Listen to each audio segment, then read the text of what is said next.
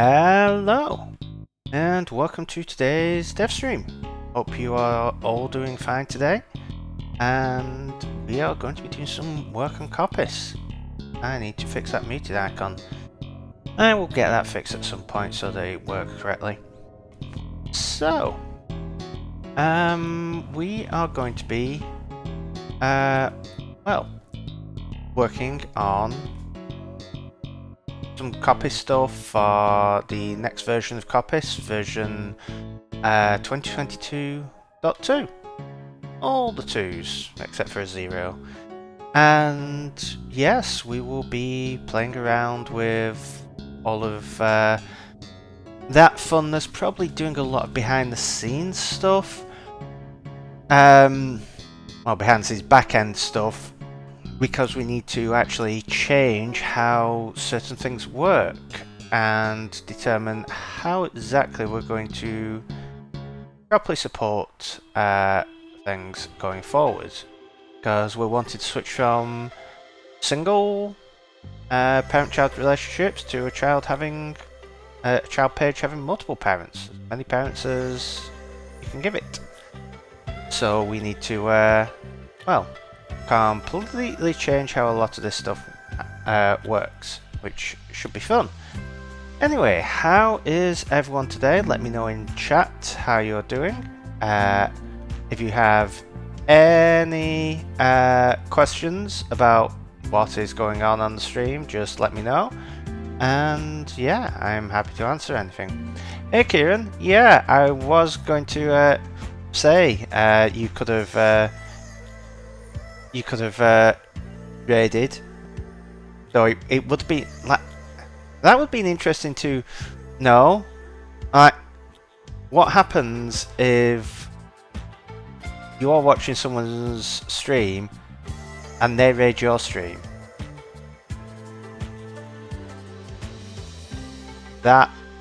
Yeah, I have no idea what would be going on there. Anyway. Hey Sinister, how are you doing? It is quite a nice day here today, which should be good. It is only 22 degrees maximum, I believe. And at the moment it's probably about 19. But I have been preparing for the great apocalypse that is happening over the next few days.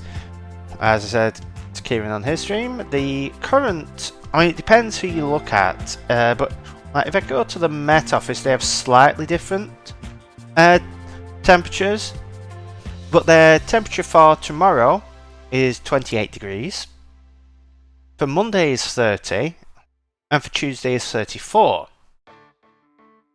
Now, those are bad. What is worse is the minimum on Monday.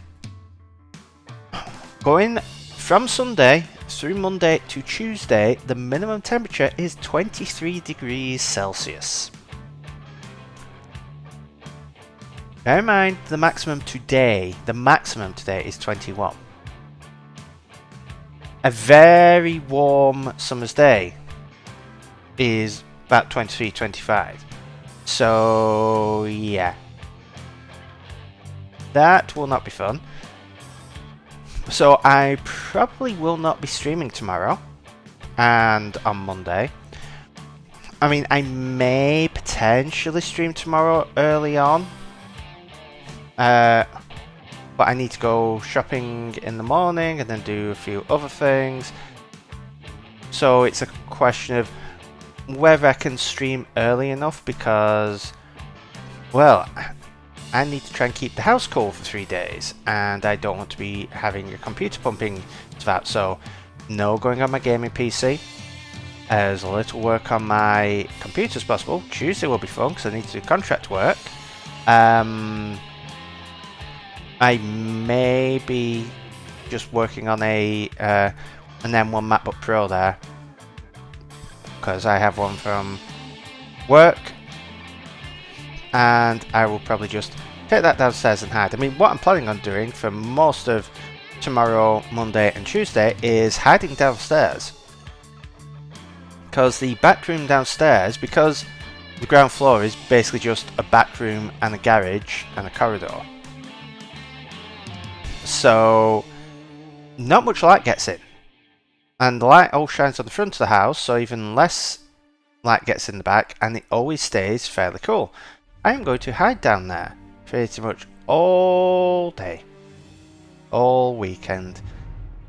And yeah, it will be fun to get back into miniature painting, because miniature painting does not put out a lot of heat and can be done in the room that I need to be in to survive the heat. I'm also doing stuff like preparing to black out windows. So all the curtains will stay shut and they will be completely shut all day, pretty much all weekend probably. I'll only really open them up when the sun goes down. But yeah, all the windows will be closed as well, so I've got all the windows open today to get as much fresh air in as possible today, because they're probably not opening too much over the weekend. And yes, it's not going to be fun. I mean, it's not going to get a record where I am, but it's maybe, I'm not sure what the record nighttime temperature is. But 23 degrees has got to be fairly close to it where I live. The record here, the record high, is 36. And it wouldn't be too bad, like getting up to 30 odd degrees wouldn't be too bad if it cooled down to like 15 at night. But yeah, the good news is Tuesday, despite being the warmest day, is also going to plummet about 15 degrees in the space of about 6 hours, so that should be good, because Wednesday is going to be a rather nice 16 degrees and lots of rain. So at least on Wednesday we will be returning to normal temperatures, normal summer, as summer should be in the northwest of the UK. Rain and not very warm temperatures. So yeah, we're going from a high of 34 on Tuesday to a high of 18, I believe, on Wednesday. And that high of 18 is currently listed as being at 1 AM. So the high on Wednesday will be at 1 AM, the middle of the night.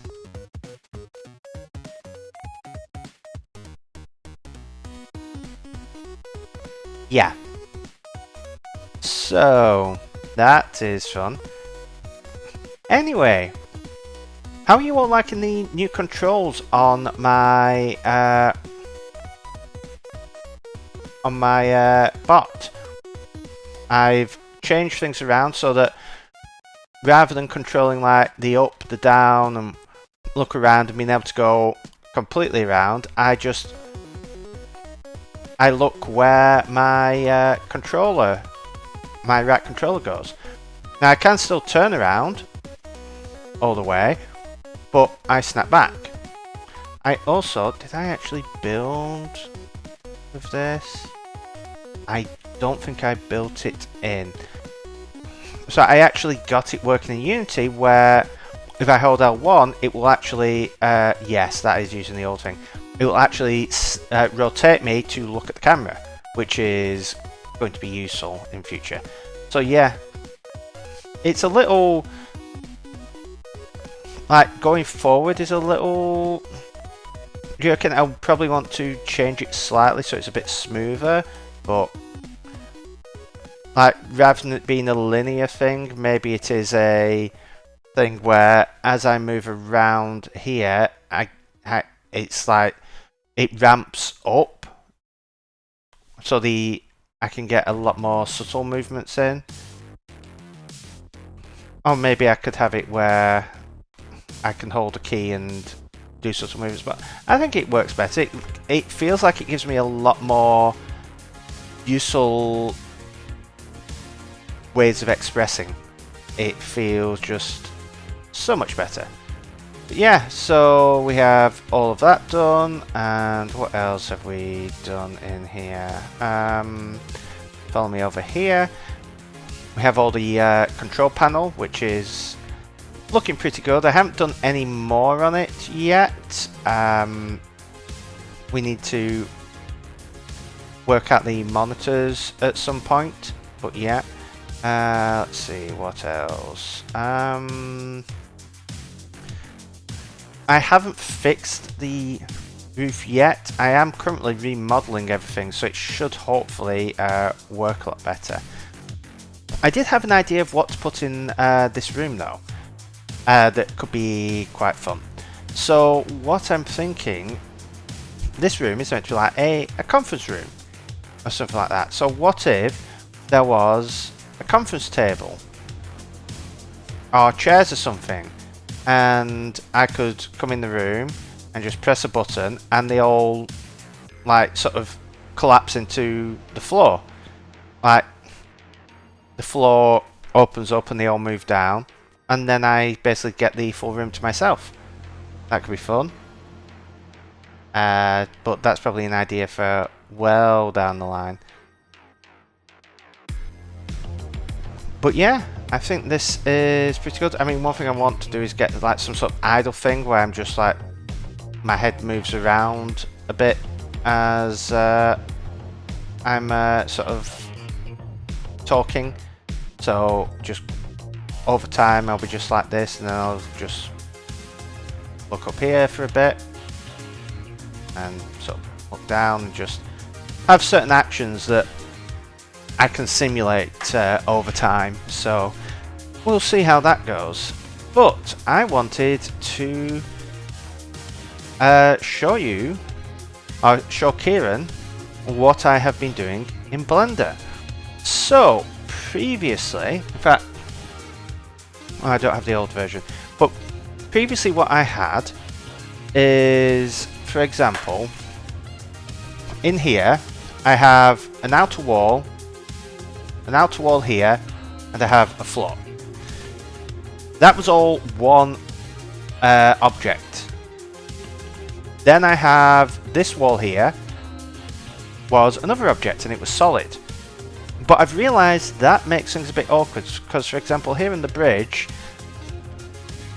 from this point here, well, this line here forward, all of that is an outer wall, and it was attached to the floor.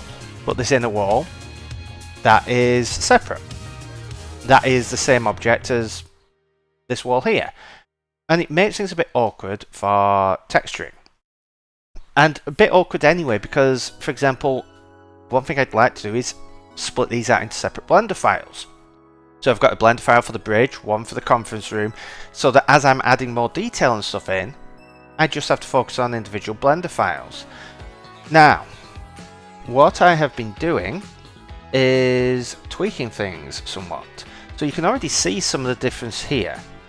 I mean, you can see here, that is all one object. And if I bring the, where is it? The right wall up, you can see the wall here is a solid wall. So what I am doing is changing this. So if I go to the bridge, all the bridge walls are fixed. So I've tidied the front bit up, and any outer walls are still, they're still going to have some depth to them. The reason for that is that any light coming in, we need to have something that it can hit in Unity. We need walls with no moles sticking out. The interior walls can just be one thing here, because there's going to be another interior wall on the other side. So this lets me do one whole set of wall, which if I go over to UV, you can see I have one UV setup here, where I have all of the walls here. I've split it up, so I've got my column there, and then I've got inside and outside. So I can have one texture that it's going to be all of the interior and exterior walls of this. I can have the floor as a separate thing, and I've done this as well for engineering. So, and where are we? I've got the bridge. If I bring engineering up, so we've got engineering here. That what am I missing? Is it engineering wall? Yes. So I've done the same again, and this will eventually be attached to this mesh. So again, we've got the exterior wall here, but these are just interior walls. Well, that's exterior. That's interior, because if I bring up the conference room, you'll see it has that. So we've got a gap in the middle now. There's no top on, but we're going to have roofs put on. I've also made sure that all of these have the same wall height, because you can see here the heights are all different for all the walls. So I've basically made them all the same height for the conference room, and then the conference room I'm going to be able to just model a proper roof for it of some sort. But yeah, this is basically what I'm doing, because then I can extract these out. And what I'm going to do, as you can see here, you can see there's a gap in the floor and a gap there. So what I have, in fact, I don't know where it has gone.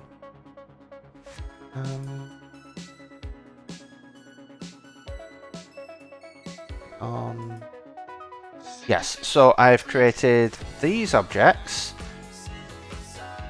which are the door trim that I have, but I've just created the floor in that's going to be a little bit of a raised floor to hide any sort of like Z-axis clipping and so on. But I can basically have these as their own objects,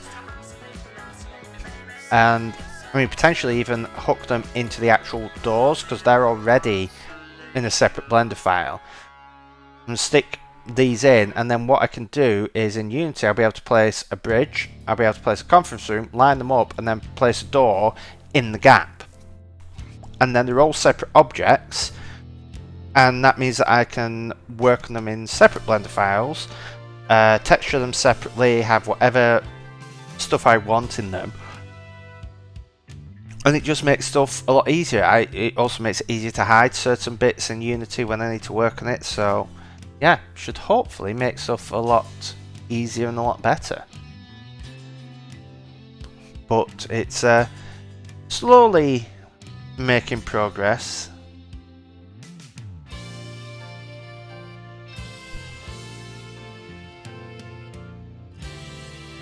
So textures, yes and no.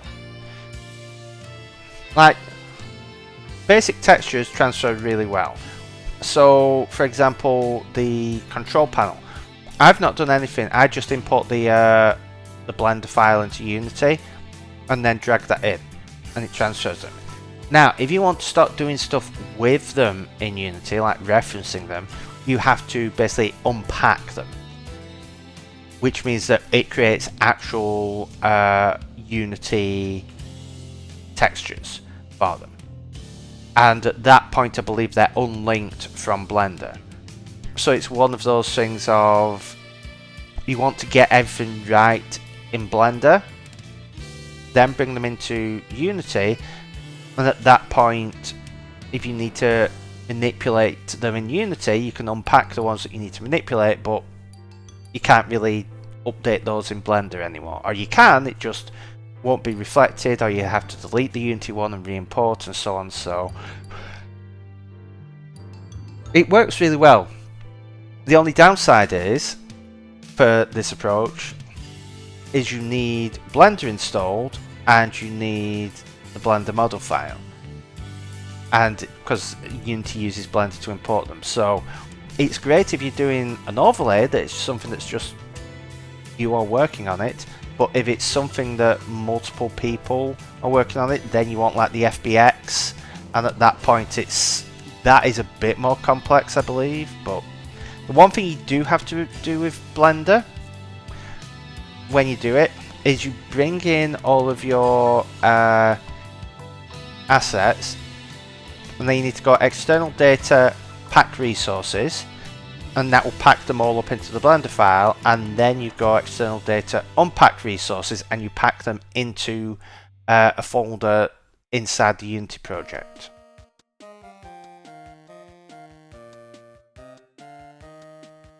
And what that basically does is ensures that you have a proper reference to them for future, for both Unity and Blender to use.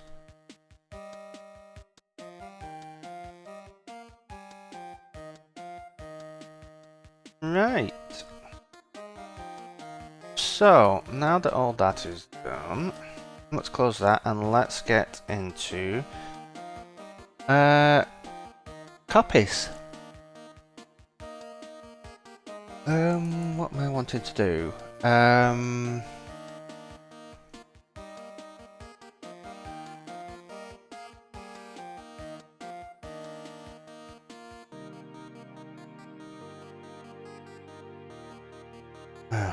My brain's already not working.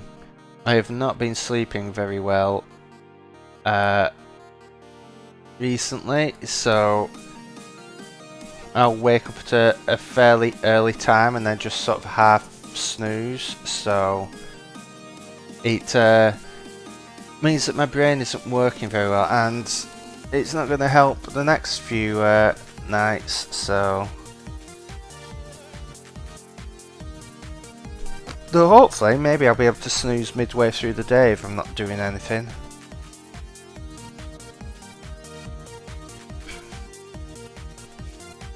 Oh, by the way, Coppice 2022.1.1 was released on Thursday. I got that all packaged up and released, so those bug fixes that we worked on Monday are now out there. So that is pretty good. Right.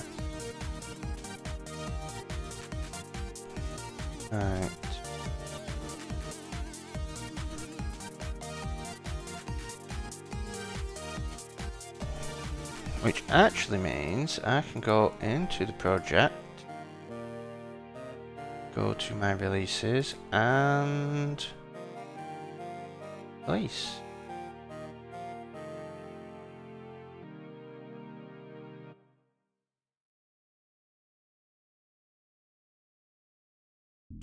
One thing I haven't released yet, still, is my review of my keyboard. Because I managed to break my keyboard on Thursday?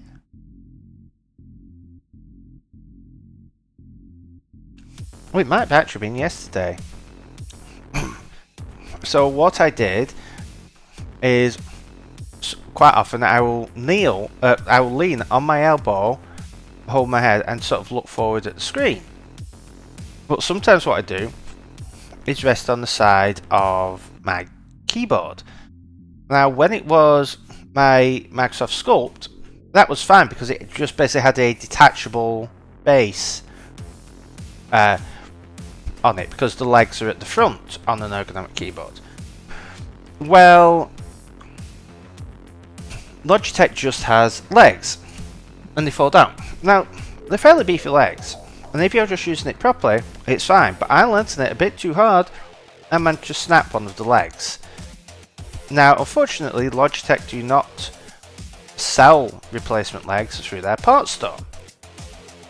However, I got in touch with them, and I spoke to a very nice person on their support team who basically looked up and saw that internally they do have the parts, and I've seen this online that they may not have spare parts in the parts store, but they usually have it in their internal inventory. So hopefully I may be getting some replacement legs, and they said that if they can get it approved, they're going to try and get them sent out for free as well, which will be extremely good customer support on Logitech's part. Because I could fix it, I could pin and glue the leg together, it is slick enough, but I don't want to. I can also buy new ones off Amazon. There do seem to be people that do replacement legs, and it's like £8 for them on Amazon, so worst case I can go there. And then yeah, I mean the good thing about this keyboard is it has 2 sets of legs, because you can raise it up. Like you can have 0 legs, so you have 0 degrees. You can have the smaller legs, which I was using to get a -4 degree angle on it, or the big legs, which I'm using now, for a -7 degree angle on it. So I'm just having to use those big legs until I hear back from Logitech.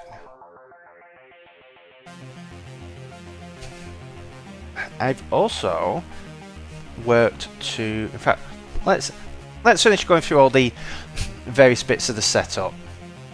Get into the stream, get my brain going. So I have changed my stream deck again, because as you may know, I've been talking about, oh, what would be nice is having a stream deck for streaming stuff and another one that will actually go through all the different apps. So when I switch to Xcode, it will show the Xcode one. When I switch to Blender, it will show my Blender stuff. When I switch to Affinity Design, it shows all my Affinity Designer stuff.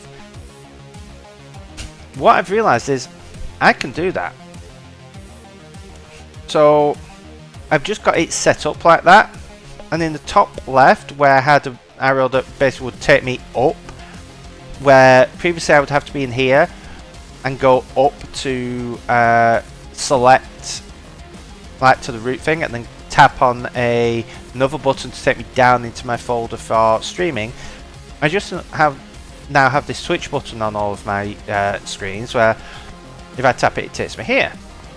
And I have all of my Twitch actions, but in the top left I have this app button, because the key thing is, if I'm in Xcode or Affinity or Photoshop, whatever, and press on that and go to this screen, it will not switch me back.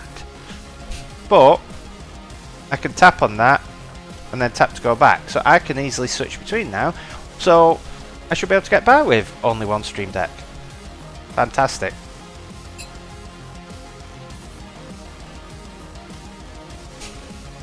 So yeah, playing around with a bunch of setup things. I still want to flesh out my Blender hotkeys and work out exactly what I want to use, because I'm learning how to do customization of Blender hotkeys a lot more, so that I can put them onto the stream deck.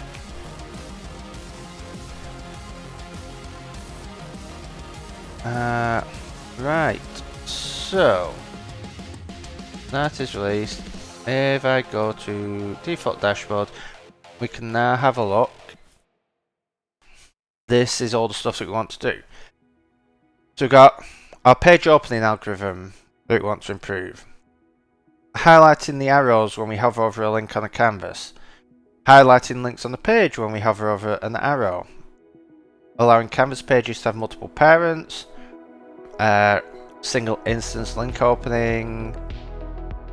Allowing configuring them as defaults, and then our drag linking. Now, I think all of this is going to depend on this. Allowing canvas pages to have multiple parents. We can do some bits. The drag linking we could potentially do, but it's a lot easier once this is implemented. The highlighting we could do, but maybe not. So what we're going to want to do is, at the moment, canvas pages have a parent-to-child relationship. So we go into the code and zoom in. We have a page here, and oh no, not the page. Where are we? We have parent. So what the parent does is you set the parent to whatever the parent canvas page is, and then you can go in and get the children. And what the children does is get all canvas pages where I am the parent. Okay, that's great. Problem is you can only have one parent. You can already have multiple children, so that's all fine. What we're going to have to do is basically split this up. So rather than these linking to canvas pages, I am going to have to create a new type, a canvas link. And the canvas link represents one canvas page to another canvas page. So each canvas link will have the from page and the to page. But then a canvas page will be able to have properties saying, give me all the canvas pages I link to, and give me all the canvas pages that link to me. So we will be able to handle all that. We will also be able to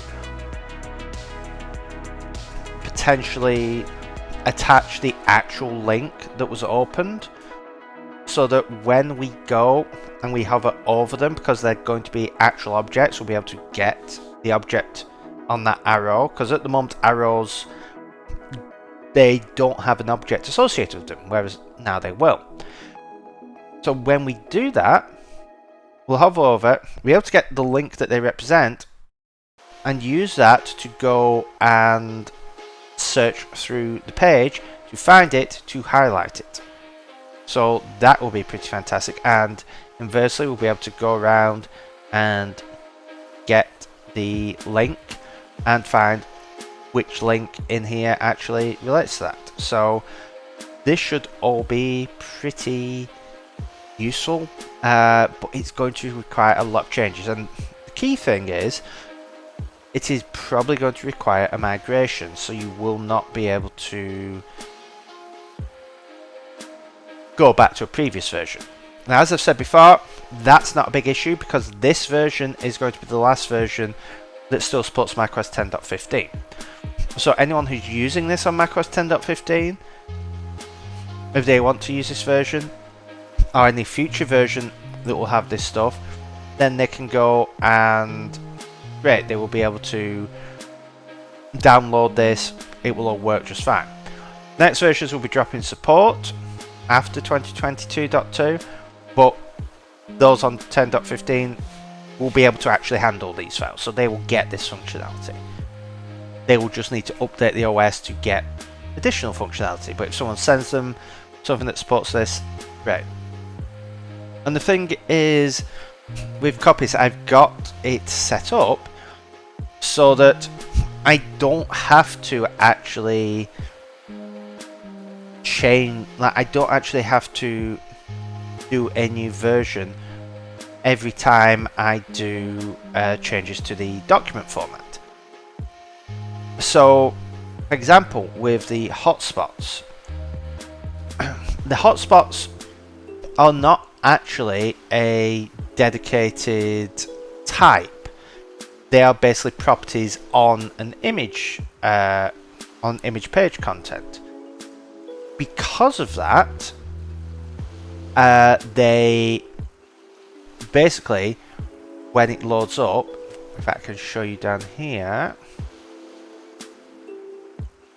I update from plist, I update all the things, and what I do is, whatever the plist keys are, I get all the values, and in those values I go to other properties, plist.filter, and then I will actually set other properties to anything where if it doesn't like if there is a key that is not in this list here that we have handled, it gets put in other properties, and when it's written out we write those other properties back. So that means that, for example, you can open up a file created in 2022.1, take it back to an older version and open it up, potentially even edit some bits of it. Now that may end up causing some problems if you take it back. There may be some data loss, but it is possible to do that. Simply opening the file will not cause data loss. So, but in some cases, I do need to actually update a version. Now, the only time I've done that so far, I believe, was I think it was 2021.1, where I updated the version because I added this functionality in. And I wanted to have a clean break there. But it's something that I'm going to have to do over time because there aren't paid upgrades per se. It's a free app with subscription service to get all the additional functionality, like the pro functionality. I don't mind too much having to force people to update, because it's not like saying, oh, someone's edited in this new version, you have to pay to update to this new version of the app to use this. Or you've tried out the new version and you've saved it and it's saved it in the new format, you cannot go back to an old version. Because it's always a case of, well, you could just update. The only thing stopping you may potentially be the OS version you can use. Then it's not as big of a thing to worry about, and it also saves me a lot of complexity that would otherwise slow me down. So I just need to go and grab a tissue because my allergies are acting up after I have been cleaning all morning. So I'll just quickly grab a tissue, so if you give me 2 seconds.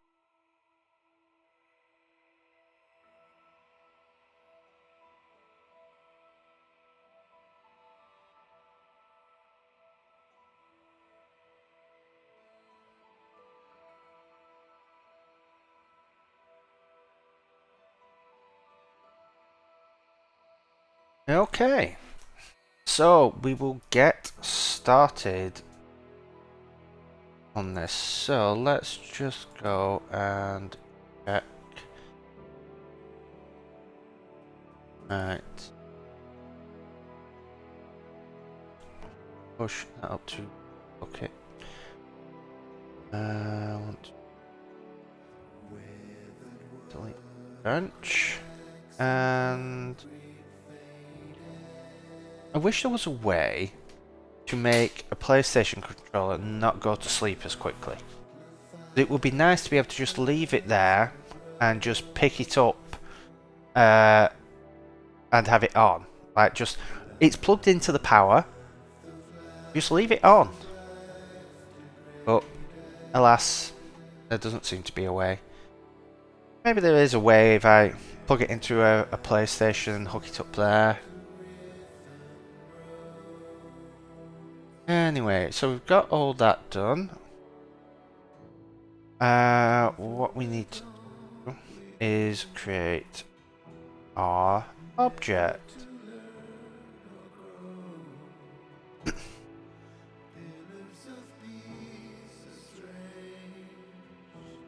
So this is going to be a canvas.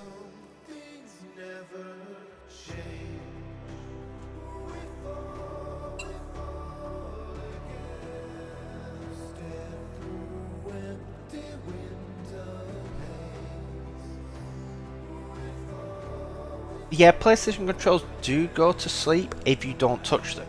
So all this time I've been talking, I've just had the control sat down. If you are actively using it, then it doesn't go to sleep.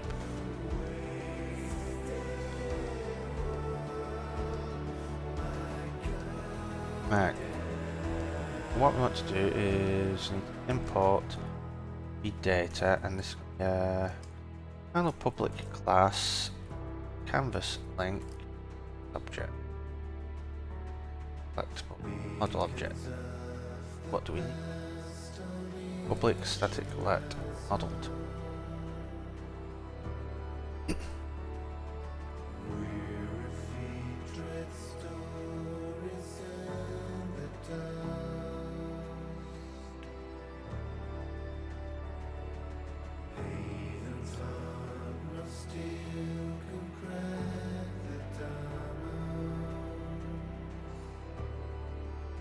public we are collection.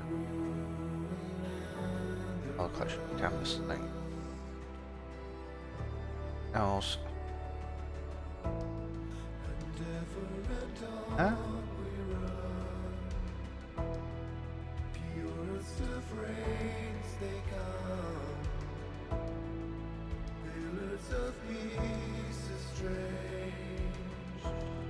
Peerless stuff.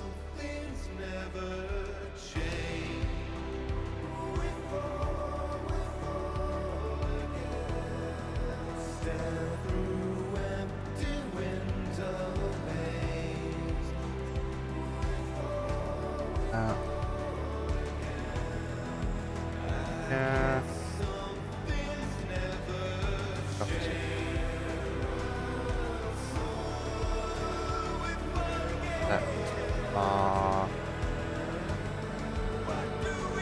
That. That. That. Okay. That one. Anything just yet. Right. So what properties do we need? We could do public bar link is going to be a page link. So page link has the destination.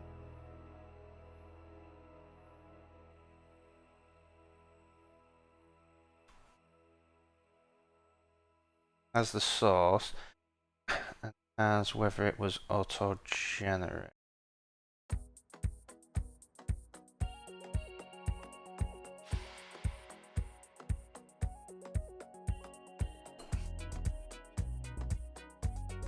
We could do that because it is effectively just a convenient way of converting to a URL back. So it will be saved as a URL. We might as well have it as a page link in here. And then we don't actually need any other properties because it's effectively a, I can't remember what the name of it is. Is it a bridging table? A bridging table, a join table,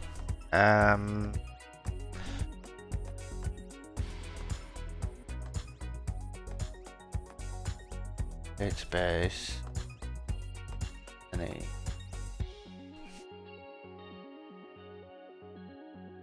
name of the table.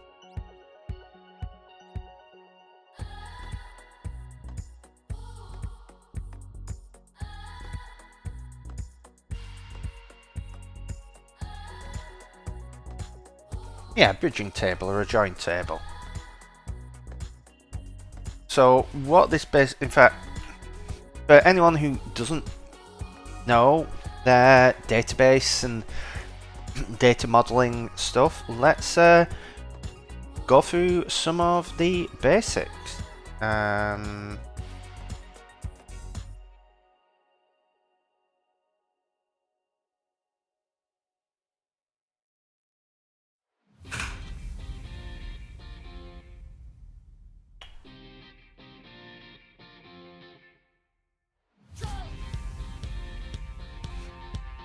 Do that and bring up iPad,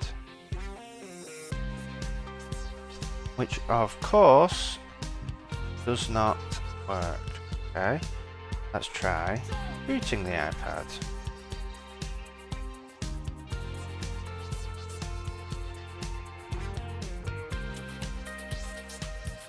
Technical difficulties.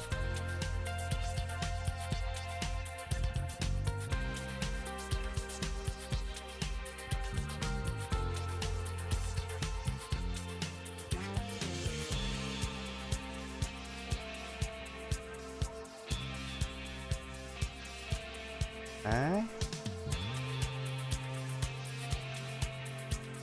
Yeah. That again. Let's see if it picks it up.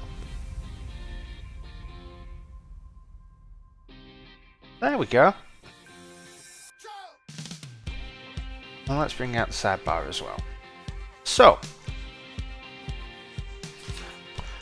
for people who have not done databases before, or any sort of data modeling, there are many ways that you can have relationships. So you have, generally you have certain, you can have certain objects in a thing, and each of these things has a table, a class, or whatever associated with it. So, for example, you can have you could have let's say a student at a university. You've got a uni, you've got your student, and there are relationships between these. So a university has a one-to-many relationship. Now, a student can also have a university. Well, it's a one-to-many, so you have that. A student, let's say, what could a student have? Would be a one-to-one relationship. Let's say a student can only ever have one computer. Well, no. A student has a room, so they have a room where they stay. This room only has one student. Student only has one room, so this is a one-to-one. So you've got a one-to-one, a one-to ... which is one-to-many. So these are all generally fine, because what you do here is the student, you have each of these has an identifier, like it can be student's name, but that's a terrible identifier because multiple people have the same name. A room could have a room number. A student would be just some like a student number or something like that. And what you can do is when you want to say, okay, this room, who's their student, you have a property called student where you store the identifier of the student.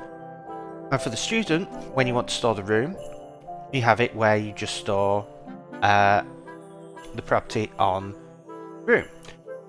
For a university, you don't actually store the student in the university. Instead, what you do is you store the university on the student, because that is a 2-1 relationship in this direction. This is a 1 relationship in both directions, so you can store it on both. And if you want to get the too many, you actually have to calculate that. So you would do a query, something like, this is me trying to remember SQL, but if you were doing this in the SQL database, it would be select start from student where uni equal, where uni equals, and then you would have your ID of the university. And that would basically go through the student table, find all the ones where the university properties equals the identifier of that. So, that is all fine. What about when you get to classes? And I don't mean classes in terms of code, I mean classes classes in terms of what you take. Well, student has many classes. A class has many students. This presents a problem because, as I say, you want to store the direction of the one. So what do we do here? Do we say, okay, a student can only have a maximum of 5 classes at a time? So therefore we have a class 1, a class 2, class 3. and so on. You could do, but what if you wanted to store the student's grade? Well, then you have class 1 and then class 1 grade, and it just gets a bit of a pain. So how do we work this? Well, we create a bridging table. So if I shift classes down here,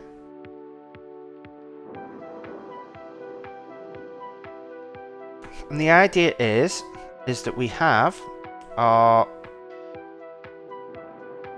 many-to-many relationship here, and we need to have a to-one relationship somewhere so that we can actually store these. So if I erase this here, we add a new table, and this is a student class. You can name it pretty much anything you want, but what this is this will have a property student ID and class ID. So these are now one-to-many relationships. So we have this here, and the key thing is that we can also add grade to here. So you'd have this table, and if you wanted to see, okay, who are all the students taking this class, you would search for all the student class entries with this class ID. Then you get all the student IDs, and you can use that to get all of the students that match those IDs. Or for a student, if you want to get all the classes they take, you can go down and get all the student classes that have the student ID, and then go and use all the class IDs that you found to find classes. So that is effectively how all this works, and that is essentially what we're doing here. Now, we're not doing this in some terms of a relational database, but it is effectively the same thing. There's some sort of relationship between them. This is not really database modeling as much as it is data modeling. It is how you actually lay out your data model, regardless of how you're doing it, whether it's all stored in code in memory, whether it is in a database, or however. And these are the sorts of things that you need to think about. How do I translate this into what I want? Now, there are certain things that allow you to do many-to-many relationships without the need for these tables, but it's just generally a bit easier. So let's head back into Xcode and build this out, because if we have our many-to-many relationship between, it's actually between canvas pages and canvas pages. We previously had a one-to-many where a canvas page could have one parent, and now canvas page and could have many children. Now you can have many-to-many, and it really, parent-child doesn't make as much sense. It's more sort of source and destination. So what we can do is add a variable public var destination page, and that's going to be a canvas page. Public var source page is going to be a canvas page. Now, this is where some of my trickery comes in. If I open up canvas page, these model object references, these are what allow me to basically create references between and create the things where I can do self.relationship for parent, and it will work out what I need. You notice canvas pages have a lot, because canvas pages, one canvas page has a canvas, and it also has a page, so it's already a bridging thing in itself, because a page can be on many canvases, a canvas can have many pages, so the canvas page is already one of these bridging entities. So what we want to do here is object reference, and what adding this does, this is something I've built where when you set a canvas page on here, what it actually stores is the ID. Because, for example, say you delete this canvas page, okay, that object's gone from memory. Then you undo. Well, the canvas page that has come back and has been created is not maybe the same canvas page that would be stored here. It is a different object. It's got the same ID and like the same identifier, the same properties and stuff that it had, but it is a newly created object. So it has a different memory address, and anything that was observing it is not set up correctly. So by doing this module object reference and storing the ID, when you actually call this to get the canvas page, you fetch from the data store by that ID. And that means that you're always getting the correct live object back. We're never actually storing the object.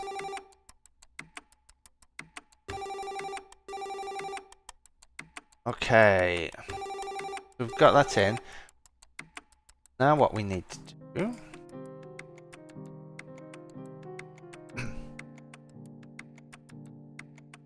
on did set self did change relationship dot destination page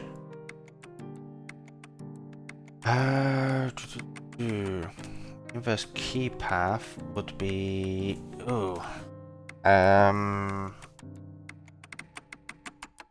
what is it going to be on a canvas page? What are we going to call this?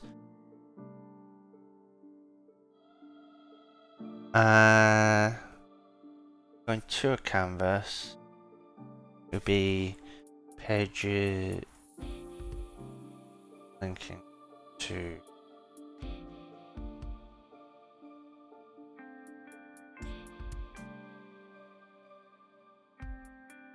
or rather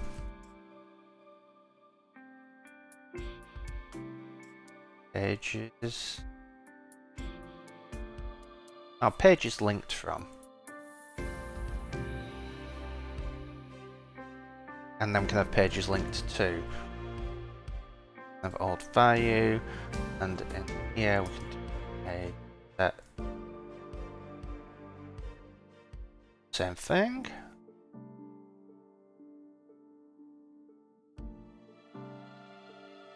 So how is everyone's weekend going so far?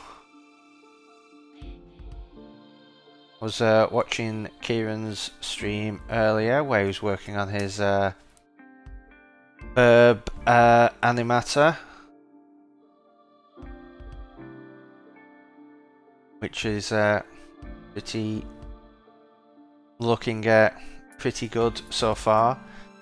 I don't have quite the same complexities that you have, Kieran, in that I can use fairly simple geometric shapes. I cannot do organic stuff, so I basically made a robot because I can do that stuff. And yeah, it's also made animating very easy because I believe my rig has 4 bones, and there's no deformation. They are basically rigid mechanical shapes, so it makes everything a lot easier and simpler to deal with.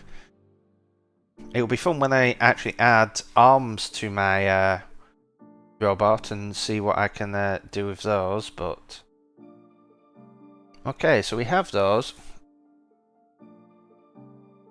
And the parent children, we're going to get rid of that.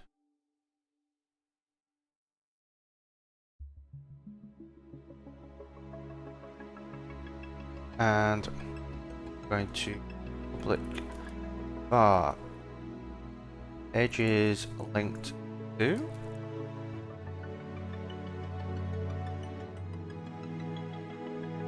It's going to be this thing.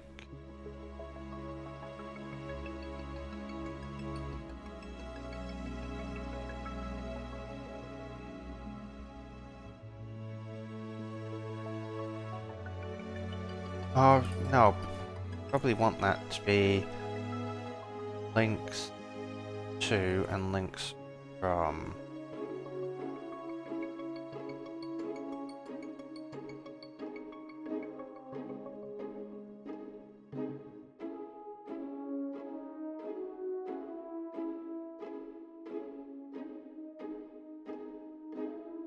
Relationship for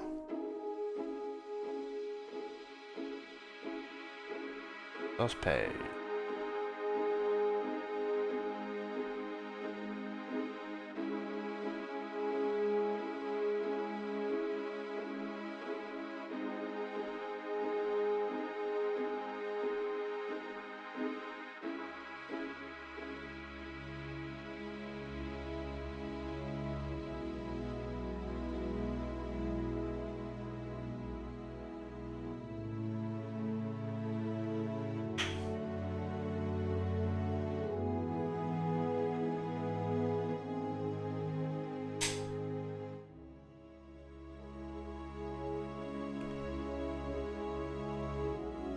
Okay, page.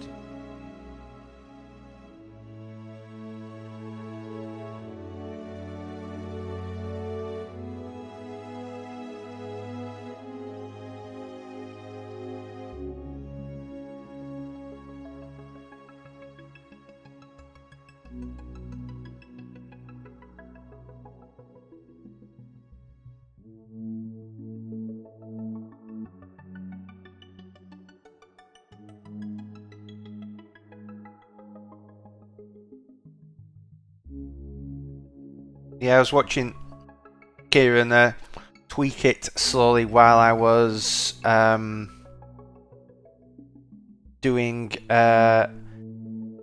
all the cleaning around the house and keeping coming back and seeing what the progress was, and I think you managed to do a very good puffin and a very good owl, but actually getting the bird that you want was kind of a challenge.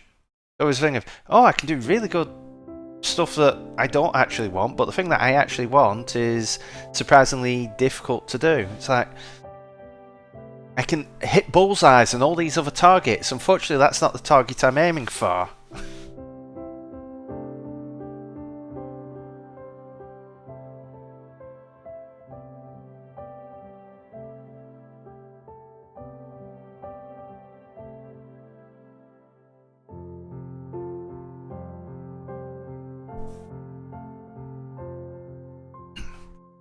Who says I was calling you out, Kieran?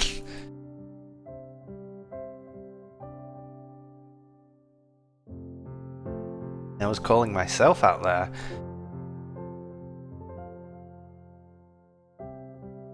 Right, so we have... Which ships we have that? So we want P-list representation.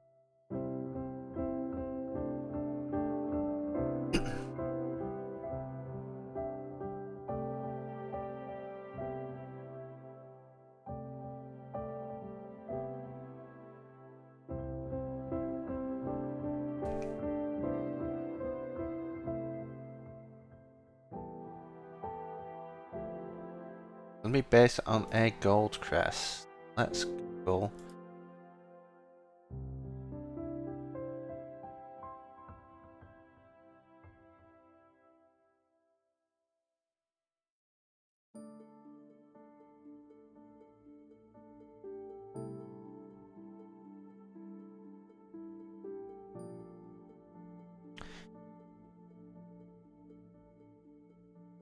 It's basically...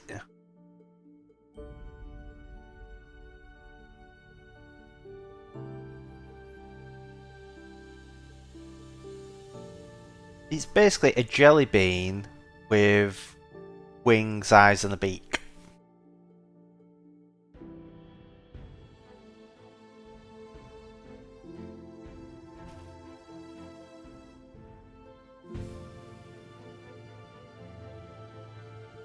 Look how tiny they are.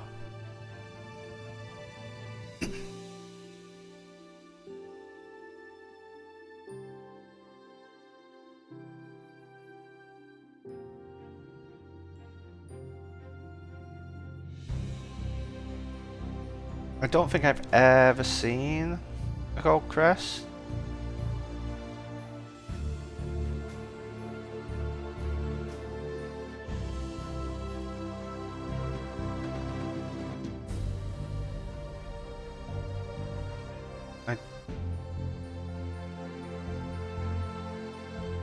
The only I think I've shown this on the stream.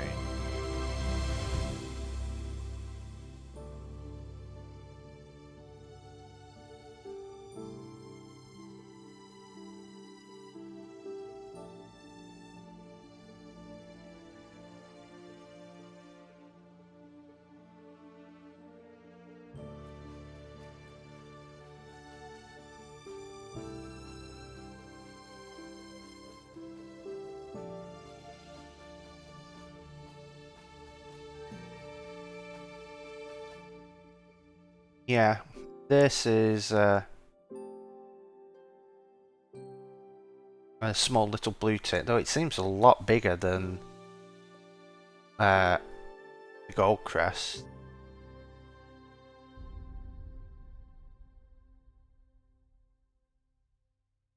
But yeah, it would be fun to see what it looks like once it is completely finished. Have you worked out what sort of environment you're thinking of creating for your stream?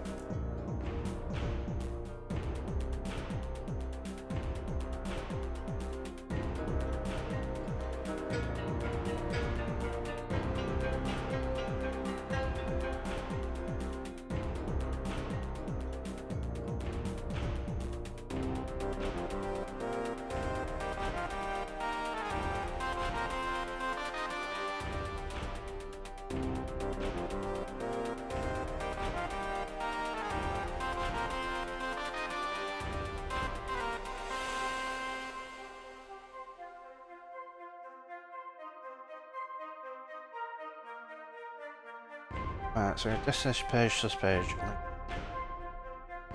I have realised one thing I can do on here is I can keep this children. Because what I can do is rather than it being a relationship, I'll just do self.links to and then map that to the destination pages.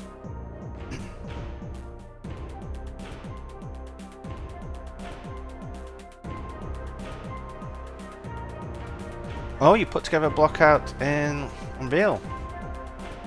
Yeah, is it going to be something like a birdhouse, or is it going to be yet another spaceship? Because I mean, so far I think Gwilym is the only one I've seen that isn't using some form of ship, because Doig and Swift have their airship. Both Wolfgang and I have spaceships. And Wolfgang's spaceship is looking absolutely amazing. He's going above and beyond with his character model and his spaceship. It is looking pretty fantastic.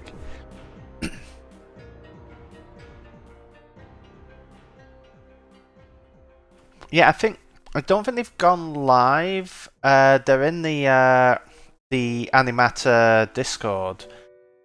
But I think they said they were using it this week for like a private talk or something like that. They were giving a talk to a group and using their avatar, because they've been doing stuff where they have got motion capture linked in as well, so they can switch between it doing like facial and hand motion capture to control the rig, and then switching over to a controller and animation to then run around their environment.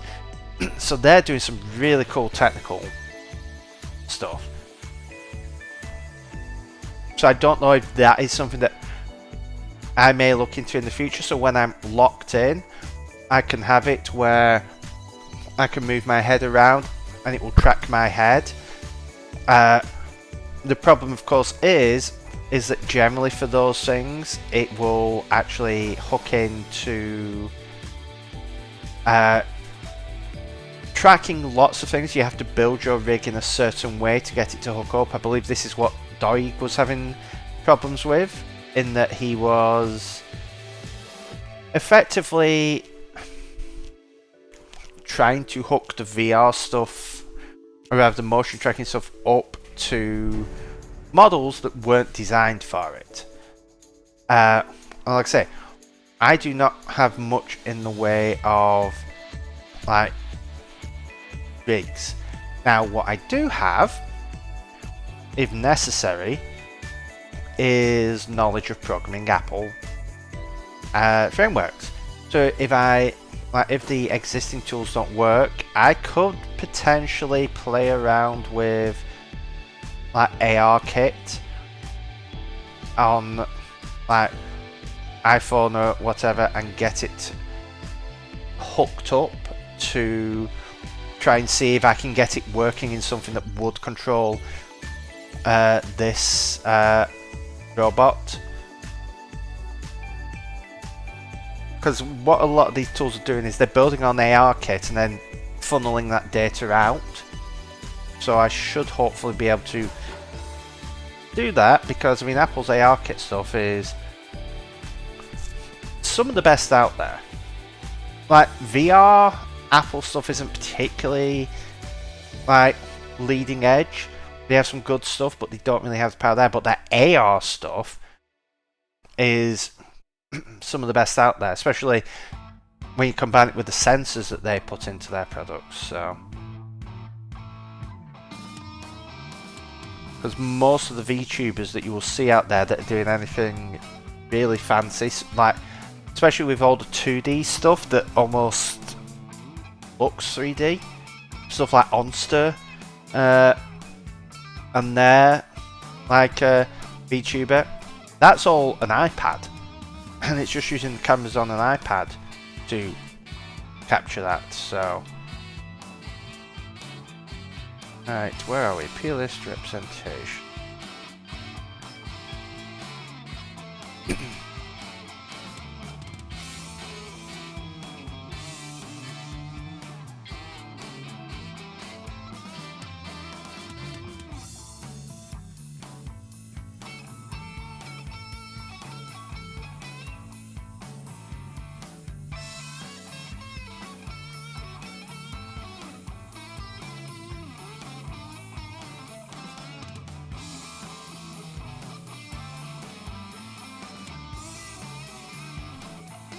Yeah, the sort of 3D effect that they managed to pull off with 2D is really, truly amazing what they can actually handle. So, yeah.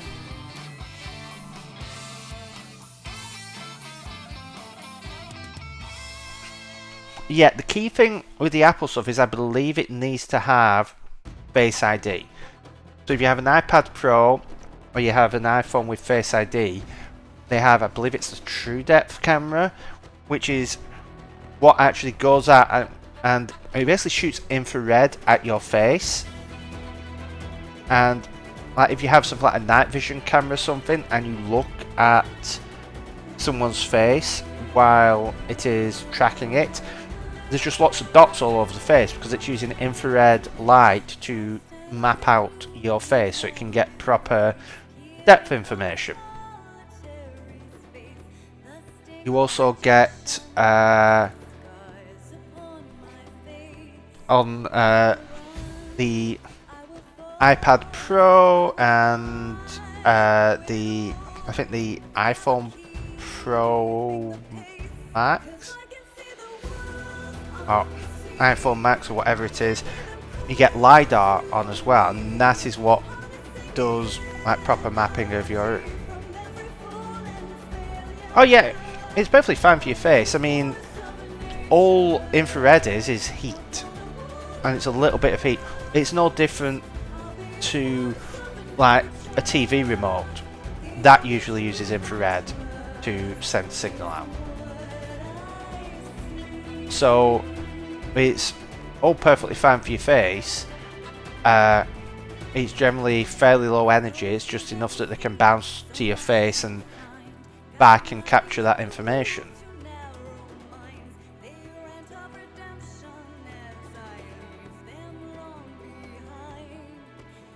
I mean, technically, your face is probably putting out more infrared light than it is bringing in. Because you've got to remember, heat that radiates out from you, it's just light, but it's light that you cannot see. That is why infrared at night you glow in the infrared, because you are glowing all the time with all the heat you're putting out. It's not visible light to you.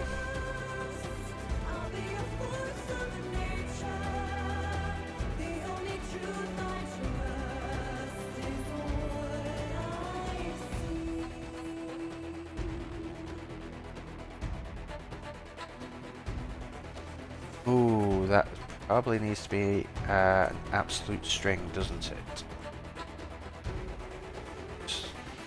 Does it?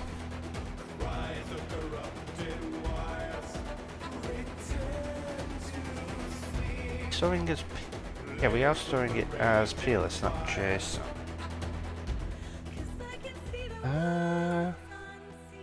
List. Right. Property list. What can you store inside of a property list?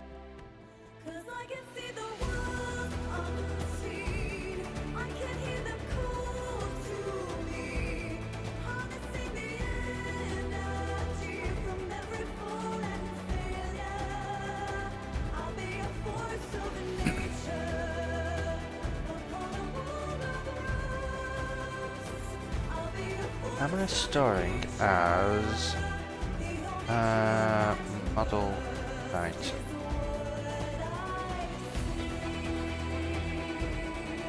Yeah.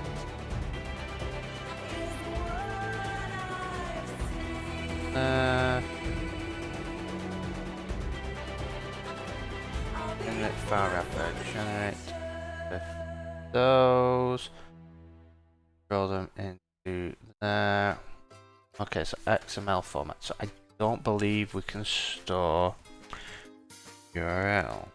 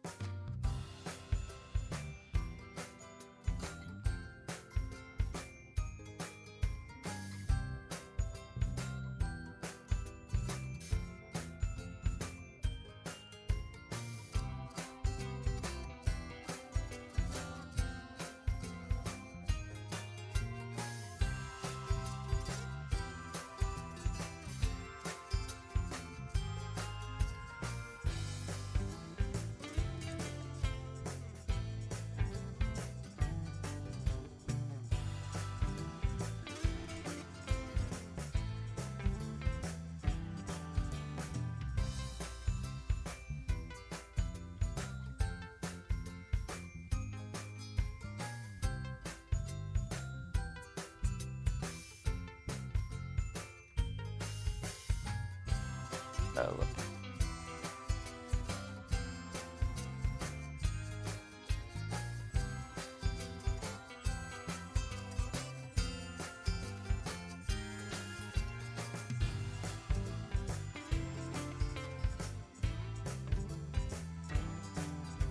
Okay.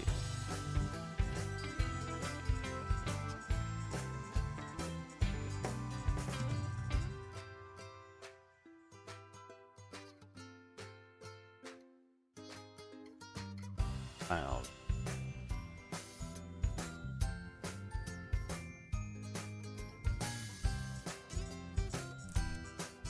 If and as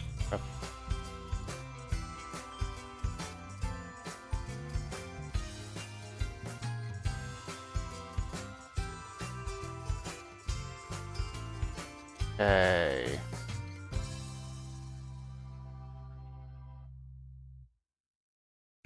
Property list is itself an array or dictionary that contains only data, string, array, dictionary, date, and number object.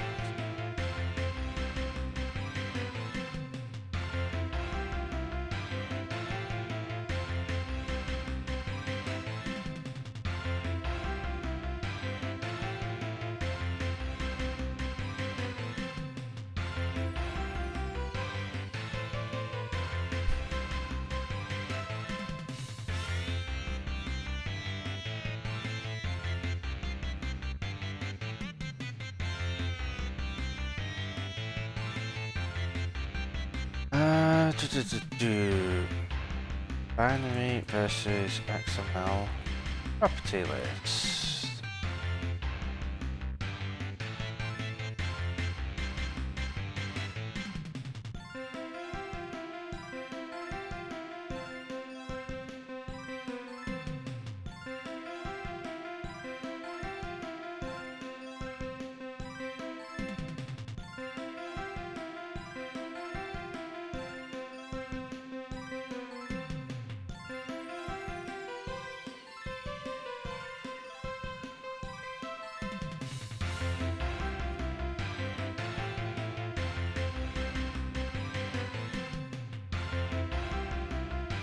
Let's just store it as a string.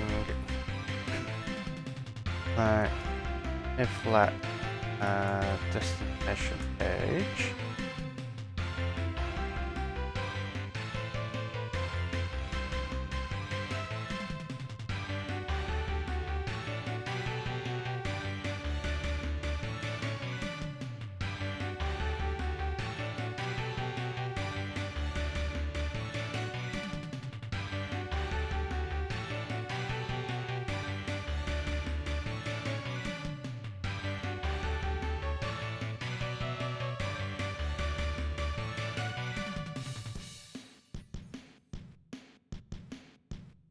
But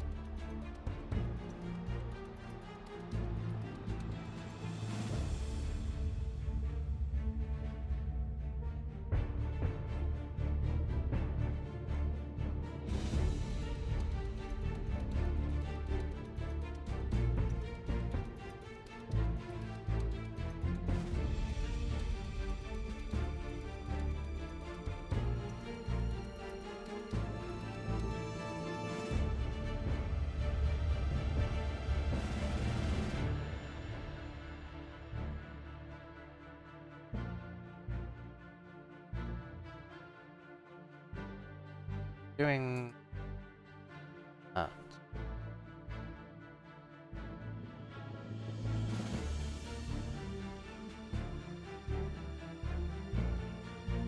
Got yourself another coffee. Well, welcome back and enjoy coffee. I think I've had my last cup of tea of the day. Why am I?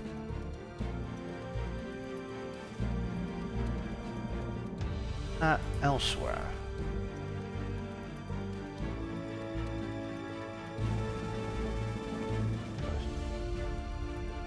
Actually, not canvas.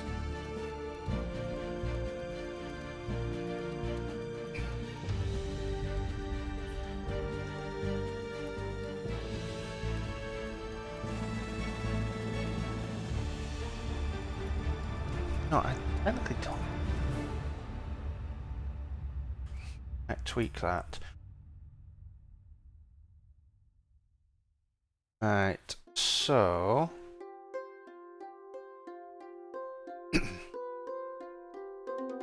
if let's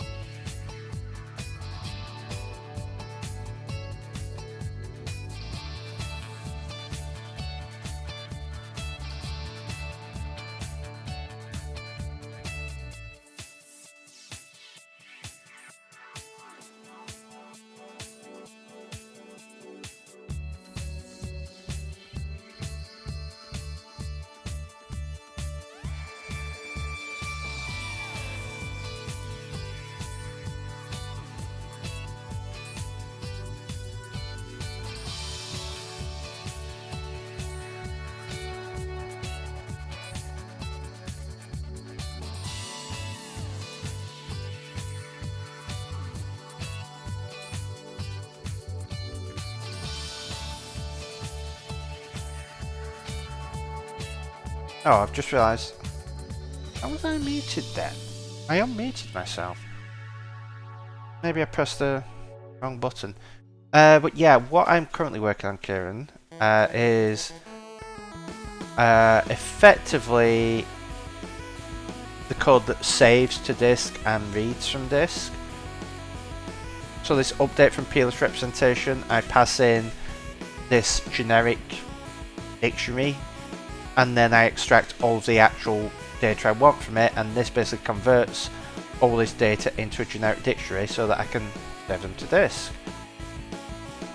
So I've got my source string there,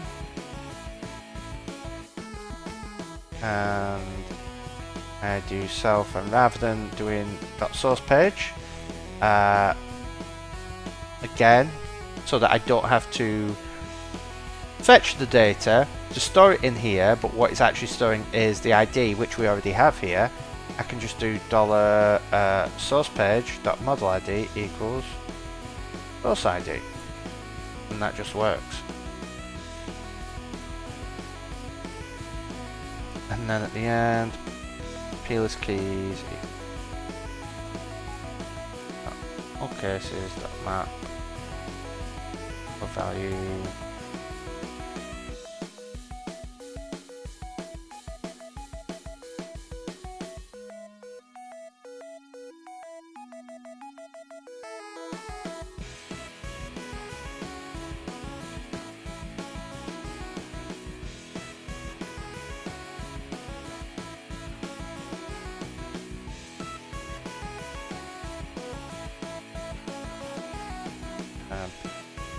These contain the false.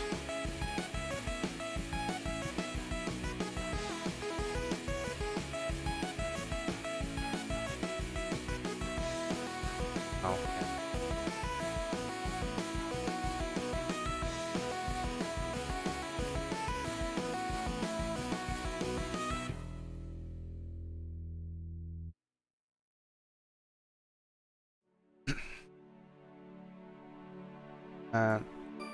Don't care about that.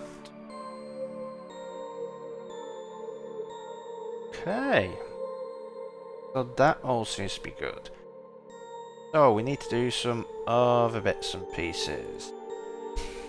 Coppice model controller. I have to add model collection for canvas link.self. So what that does is creates a collection for us for here.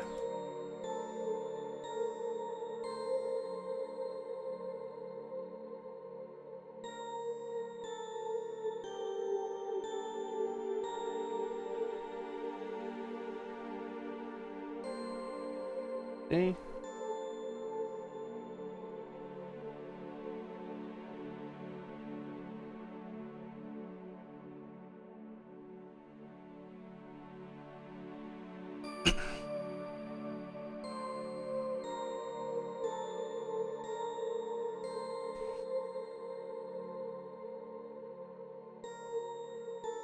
Now, I have just realised we're going to have to do a proper migration step here. So, when you open... do I have...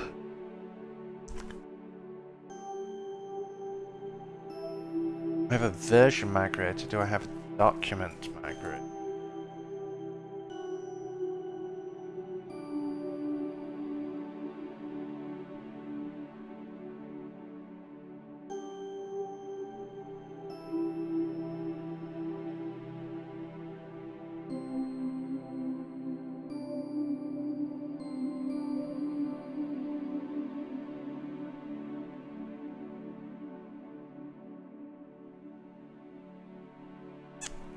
Right, I'm going to have to do document migration.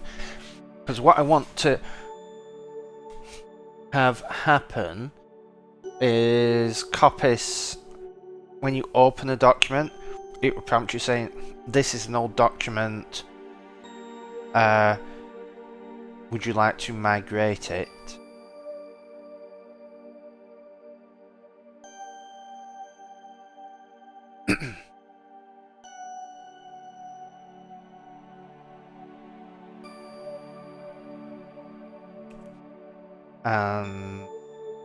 Yeah, if the user says no, we don't open it. If they say yes, then we open it and do the migration, because we need to move data from the Canvas page into Canvas link. If we open a document where the version is listed, then we need to go through that and make sure that we upload it, and then we will save.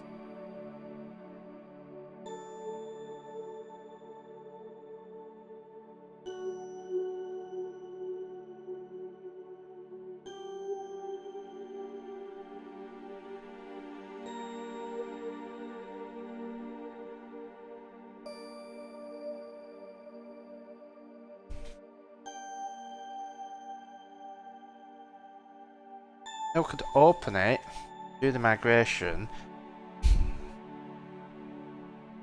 and only warn them when they're going to save. Because it technically saves it to, and it does autosave, and it saves it to a different location.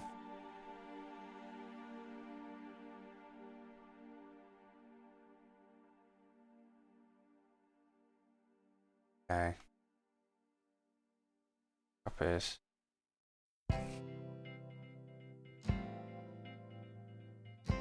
So we're going to add that.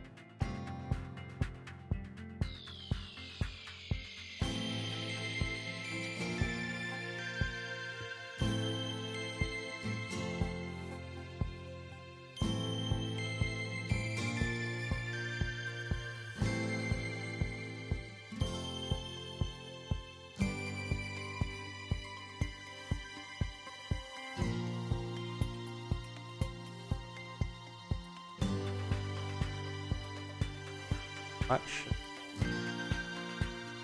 Link.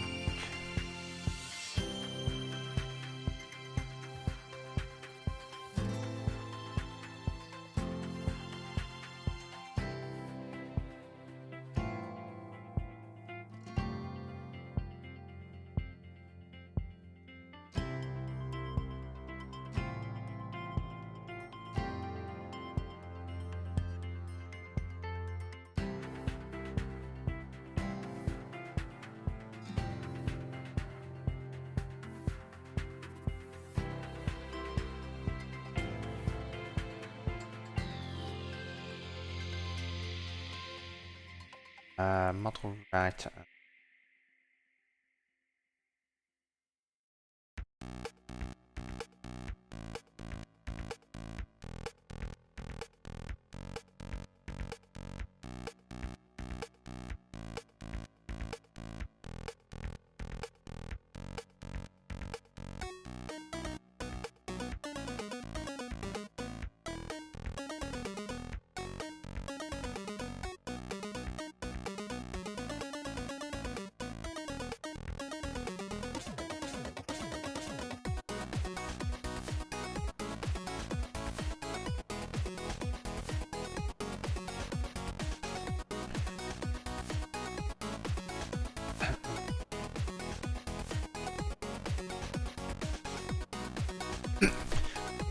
So this is why having those update from plist and plist representation go, because this generates all the save code. So all I have to add here is make sure that this particular type is actually saved. And I could I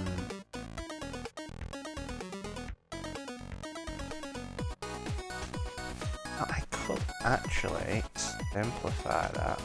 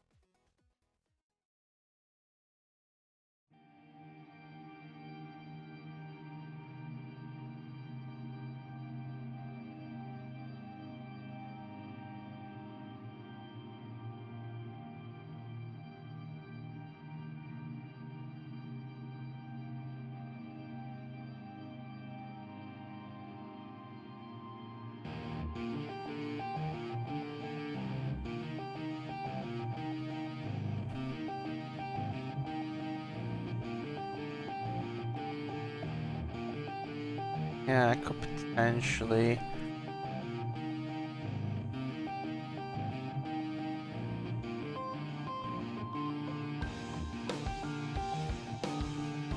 simplify this because we're going to get static.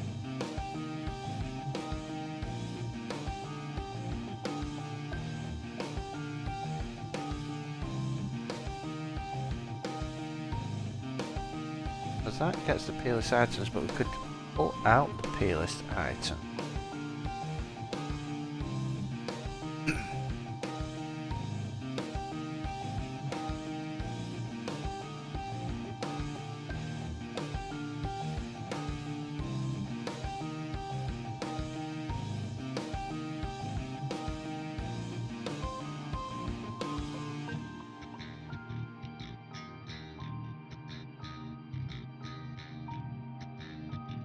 Let's just do it this way. That way I'm not having to change upload.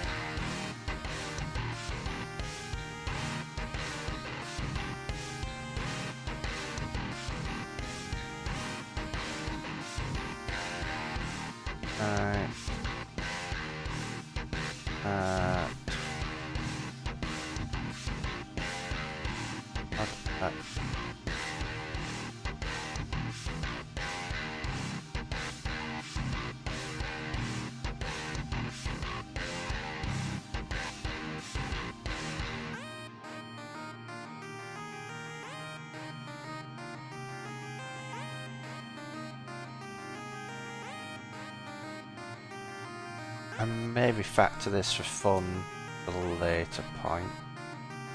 What I'm thinking is, a lot of this code is basically do this for this and this for that and that for, and it links them together. And it's also getting it and then doing all stuff with types and all stuff like that.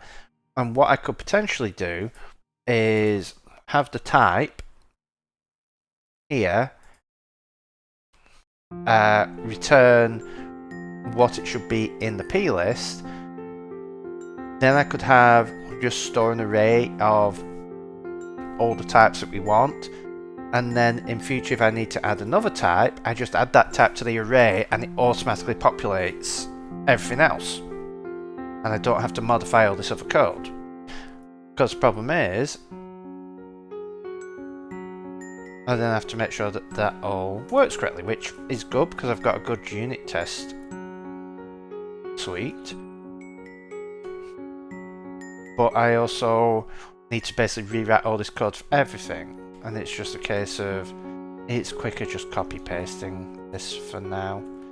I can have a play around with it later. Because it would prevent errors like, for example, if I forgot to change that to canvas link.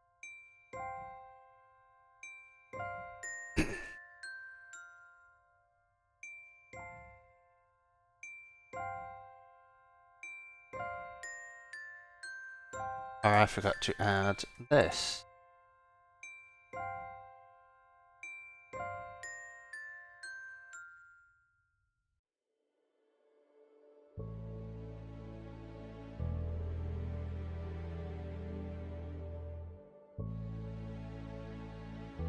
Okay, so we are empty disk, we're reading in. What else? We were creating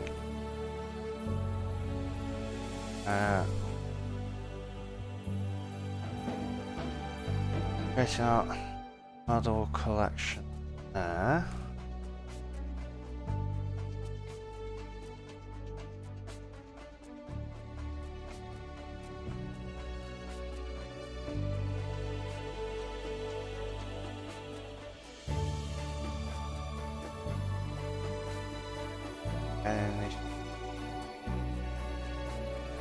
Don't think so, so therefore we need to do migration.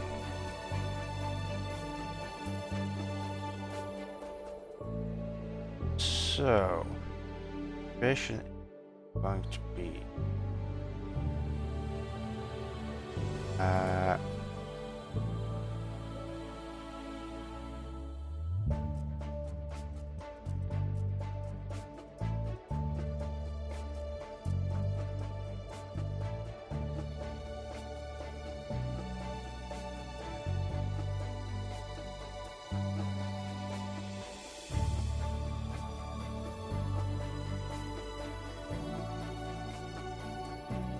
so where do we set document version?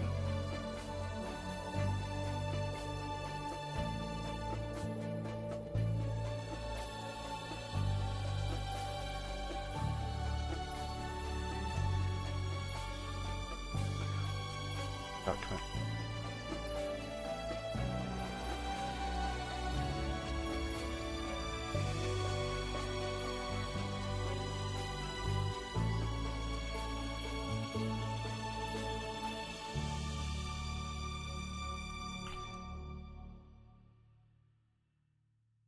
Right, so I think what I need this to do is this is going to save a red, like a loaded version.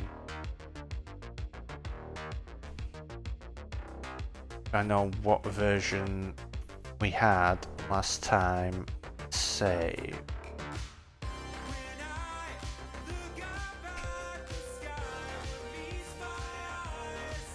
And then when the user saves, if that doesn't match the document version, then we can warn them. And then say, okay, you need to do this, or there is that what if they decide, actually, no, I don't want to upgrade, but they have made changes, then they're going to leave. I think doing it on loading is probably going to be better. So if it needs migration,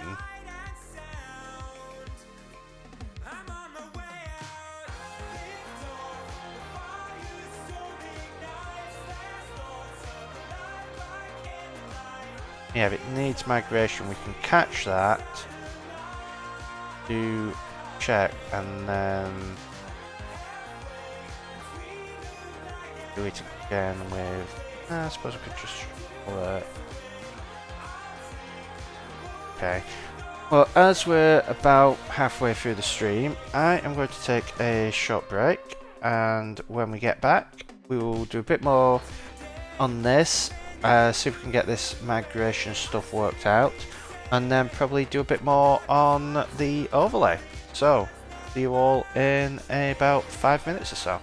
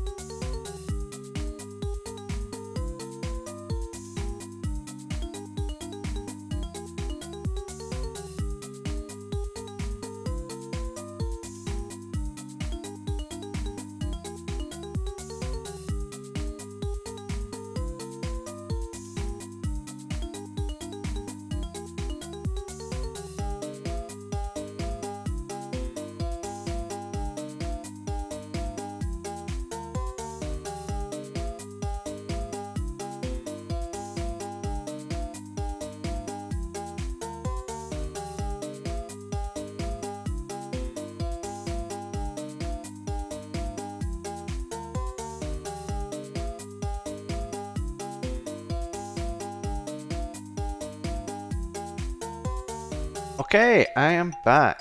So, let us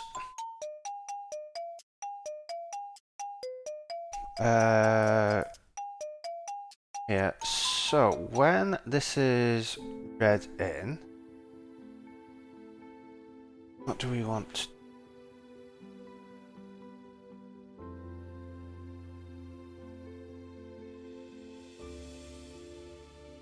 Is there?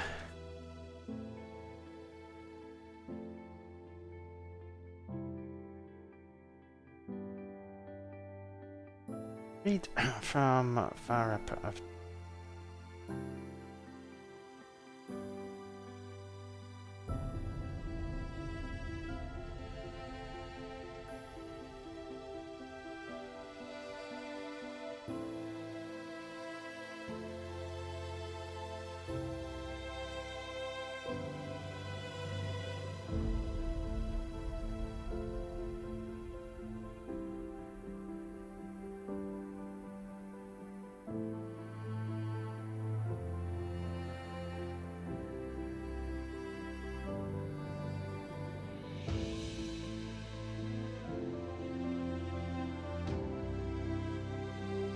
right. So we're not actually making any changes here, so we should be okay building a document.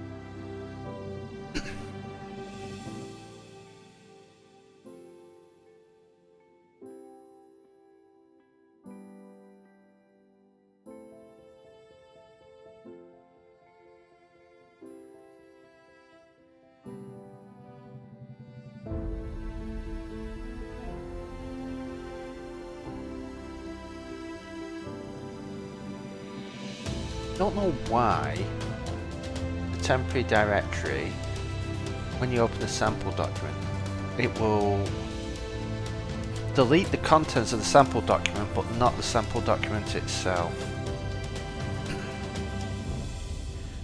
Okay, view sample.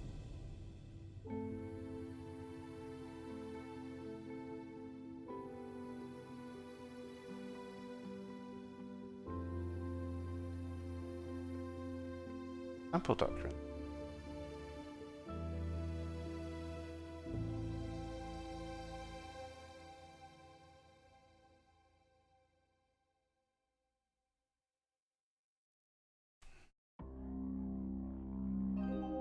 For hell.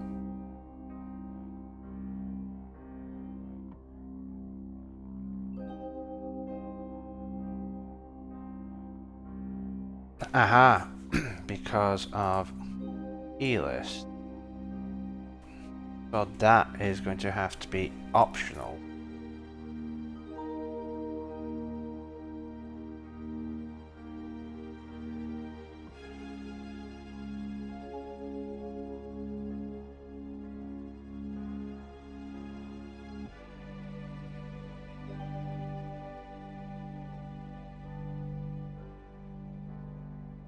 Yeah, we're probably going to have to change a bunch of this anyway, because we're going to want to have different P-list, like model P-list I. So, right, so I think what we will do is we'll plan out what we want to do, because we're not going to have time to complete this. So, if we're doing it, we might as well finally get around to doing that refactoring I was talking about. Well,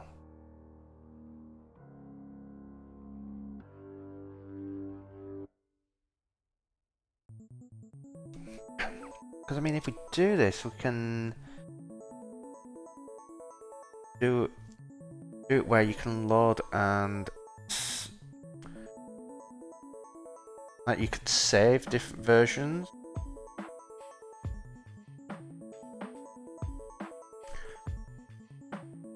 You could do a save as to an old version, because that way, if you load and it all works, then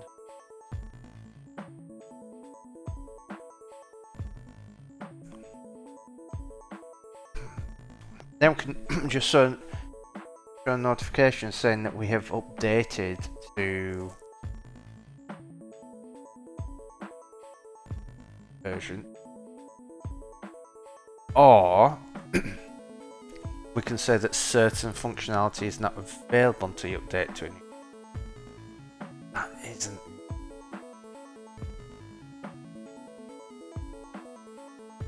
ideal.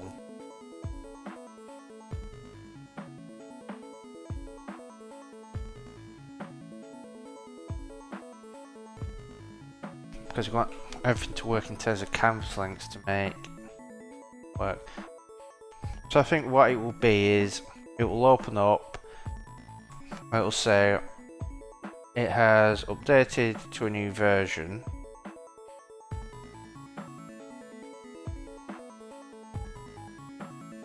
and then you can basically save as an older version if you want. But again, how many people are going to... Now I think we'll leave it without for now. We'll still do the versioning of the P lists.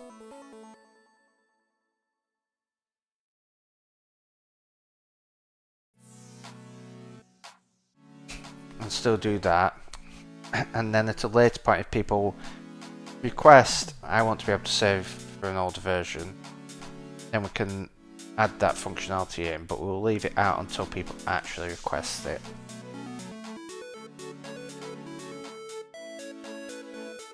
It shouldn't be too difficult to add, but it's still non-trivial.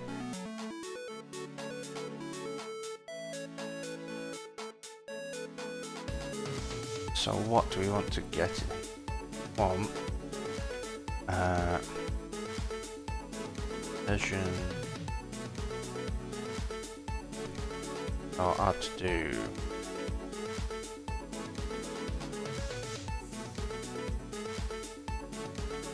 list. I want to do V3, I think, because I think we're currently on V2.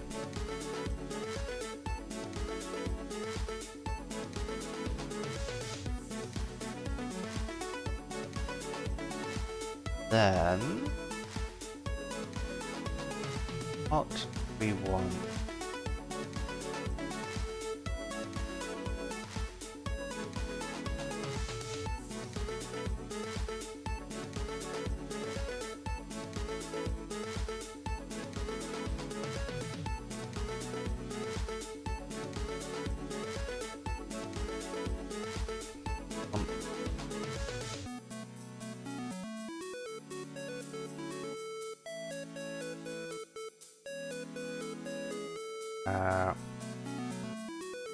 handle migration.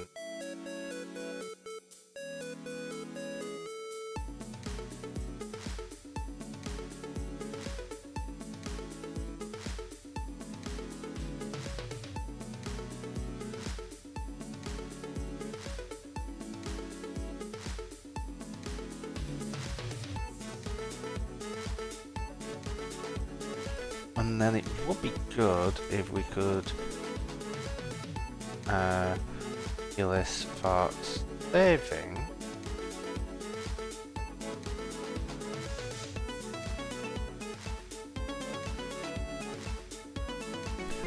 because then each plist type could determine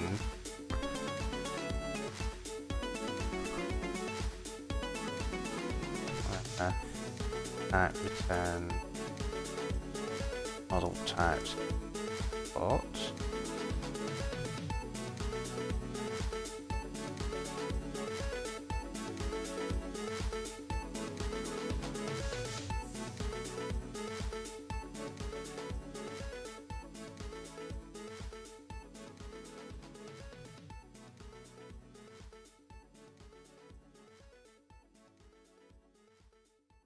okay.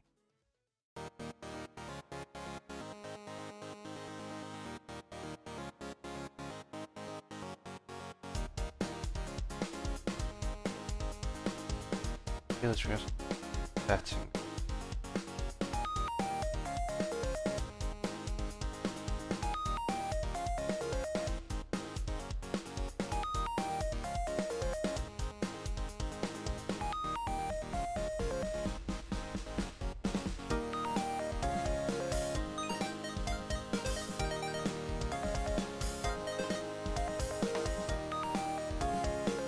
the migration is going to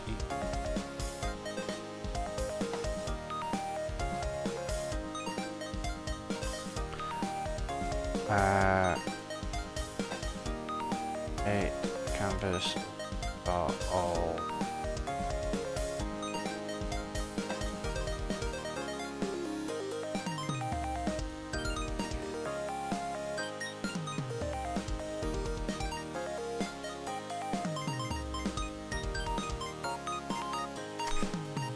I actually need to store the page link.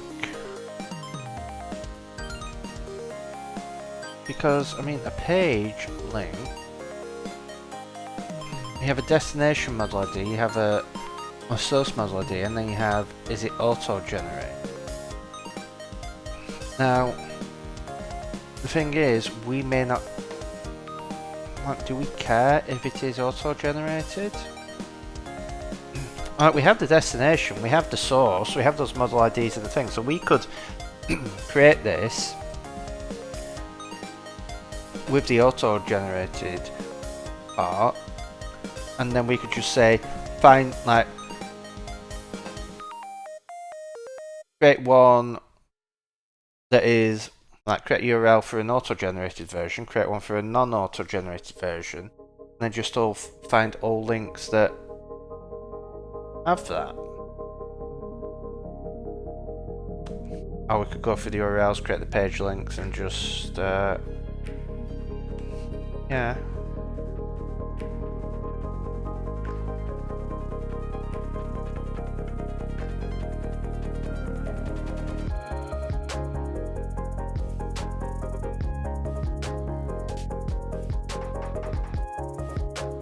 Yeah, we may not even need to store the link. Well, let's delete that now while we're here. So, create canvas links, so all canvas pages.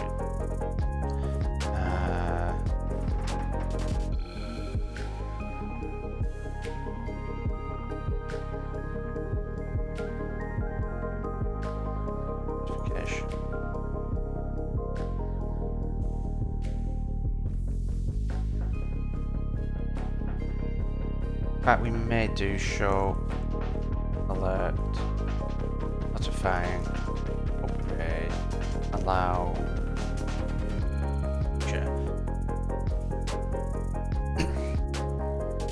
Okay, so I think that is what we'll do. I may work on some of this off stream if it is cool enough for me to actually do some of this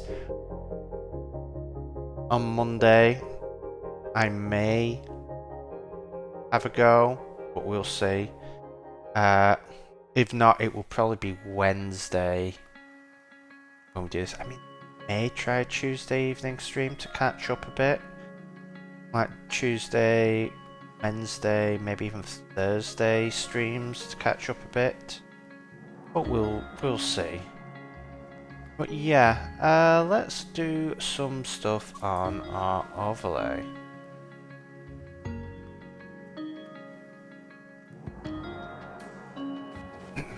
So let's open up the overlay. Actually, I don't even think we need to open the overlay. I think we can go straight into Blender. Because what I would like to do is finish splitting up interiors. So because I need to organize this, delete a bunch of stuff, and then probably end up finally splitting these up into separate Blender files, and then I'll need to go into Unity.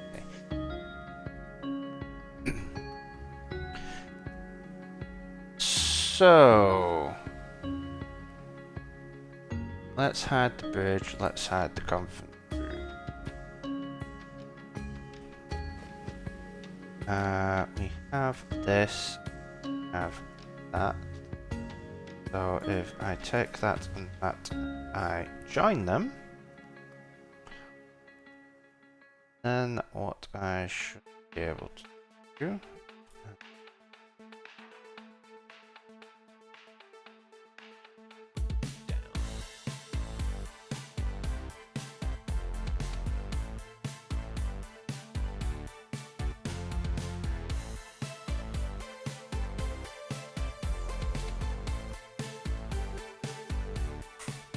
Come Smoke over the city soul pollutes our sons and daughters.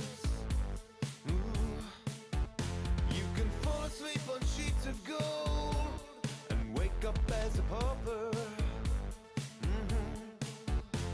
We all get old, we all slow down as the walls they close. We fall, we drown, and I need some breathing space. I won't grow old with grace. I need some breathing space. I can't keep living straight. Oh, we ain't gonna linger and wallow when there's hard cash coming back. No way I'll let's just see sit here again. when I know that there's hard cash coming back. And then select Hard cash. Don't want no easy money. mouse settings. Oh no. All these. Happiness, just a prettier misery. There's a price to pay for a life. Now we shouldn't need that face either. The air is thin, the glare So that should within it tears. look. Choking, I need some Okay, I've taken a bit out of engineering, so previously grace. uh, I need some breathing space. why is I can't they're not recognizing? straight. Oh, we ain't gonna linger and wallow when there's hard cash coming back. No way I'll just sit here when I know that there's hard cash coming back.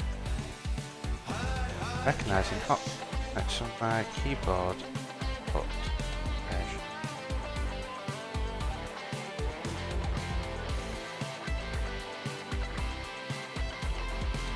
under.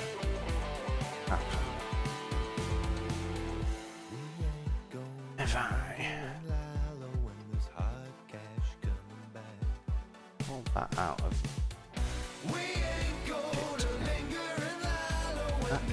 that's a signal.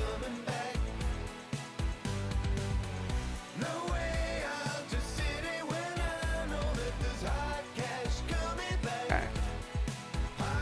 Right. So, let's.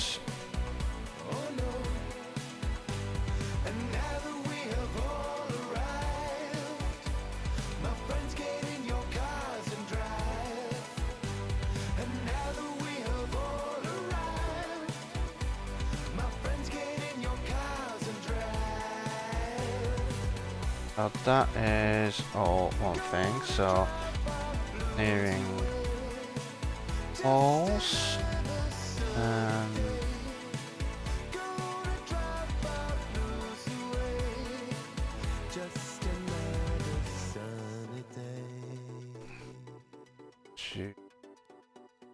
selection.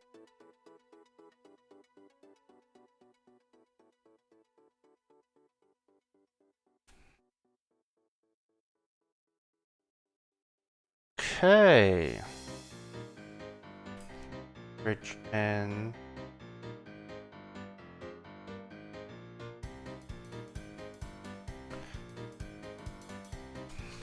Looking pretty good there. Those windows are wrong shape now.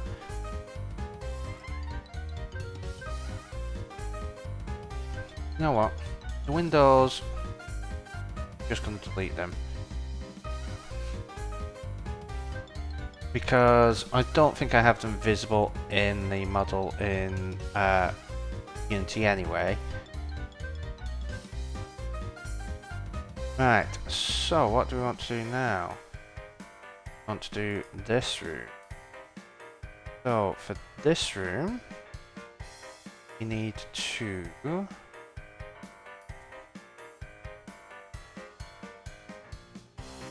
get our right wall up, get rid of kitchen.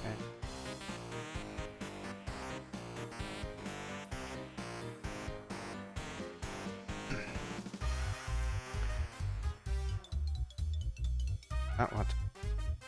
Edit this, and we're going to take that face and delete all the vertices on it, which should just leave us with this.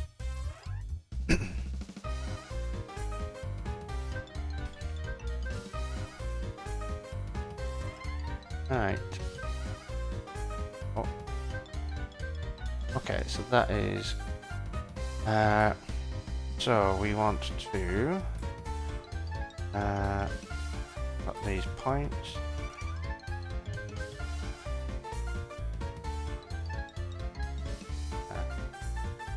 This is where I use orthographic, Kieran.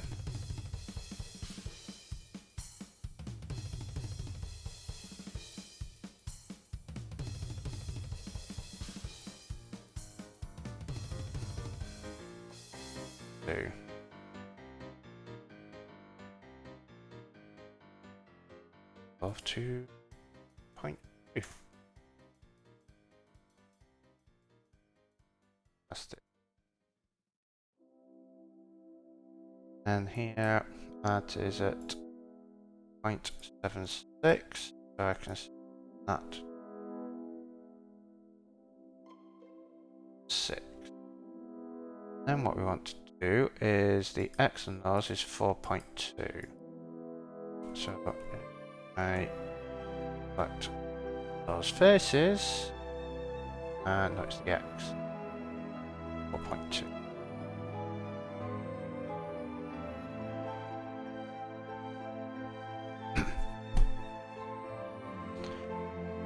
Now we're seeing part of the problem I've had where this floor is connected there, but there's an extra vertex there. So if I then connect those, connect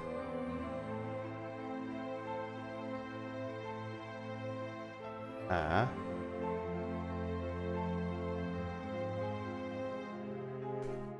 Now in this case, I'm going to keep this looking like this here, because I shaped a lot of these based on that I created the the exterior, and then shaped these to fit inside. But the fact is, I've got to the point where I'm actually tweaking these, and like, it doesn't matter if technically the interior does not fit in the exterior, because you're rarely going to see the exterior, and sense of scale. Like, I can tweak the exterior to fit the interior. The interior is far more important. So, when I bring the conference room in, how wide is the conference?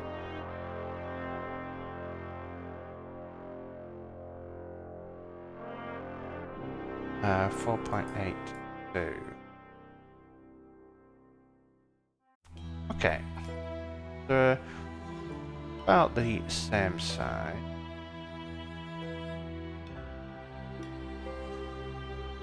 So what I'm going to do is, I'm still going to leave you know what, let's just make it flat.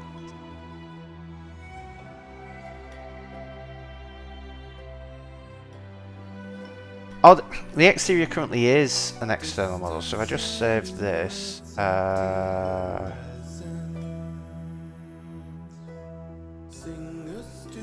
it is.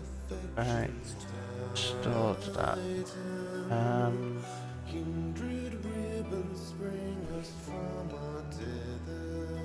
Here we are.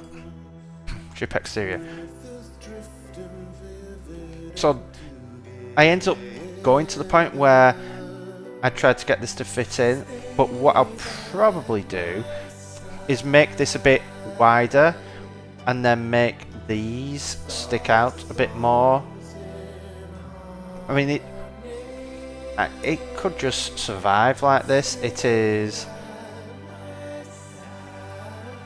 like, I could just make the windows a bit smaller, so. Oh yeah, the actual design, Kieran, 50,000 Leagues Under the Sea, would we go, because I'm going to stick a propeller on the back, because you know what all spaceships need? A propeller. I am basically using the physics of Warhammer 40k, which is whether it looks cool is far more important than the physics. For example,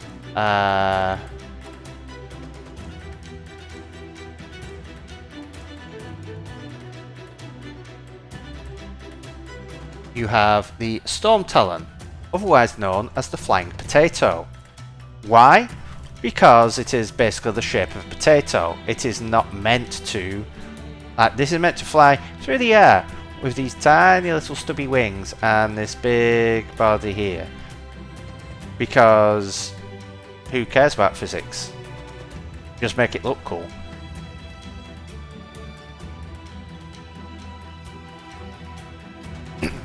Let's have a look at it.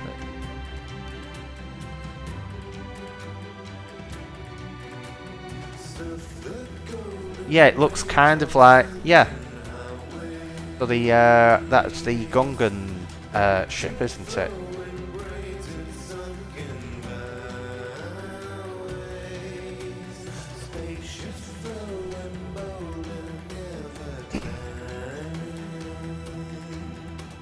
But yeah, this is that's something that's sort of on hold. Right, so what I'm going to do is I'll leave the outer wall. Let's delete that. And those. And those. Yeah, let's grab those as well. I don't think there's anything else we need. And delete vertices. Fantastic. And then what are these at as a Z? Okay. That you. Yeah.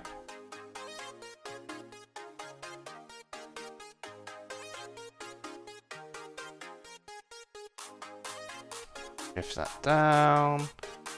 And we're just going to do.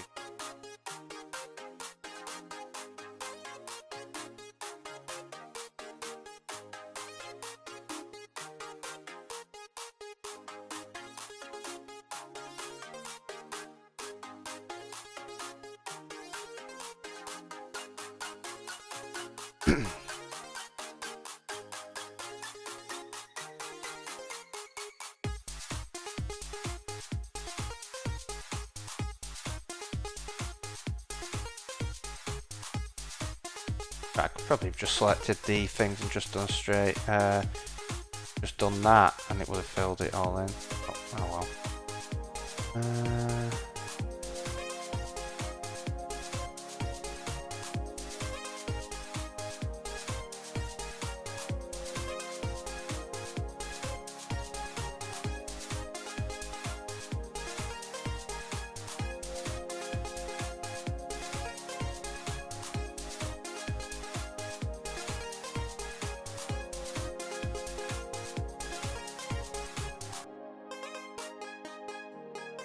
Okay, so that is looking good.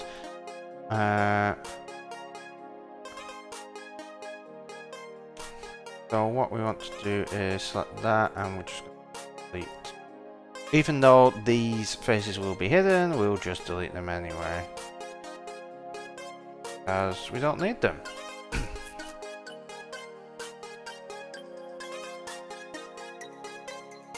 Okay, now these faces will still be there because what we're going to do is select this. Actually, select it. So the Y is 8 and 2, 9, 6, 7. So I'm going to select that.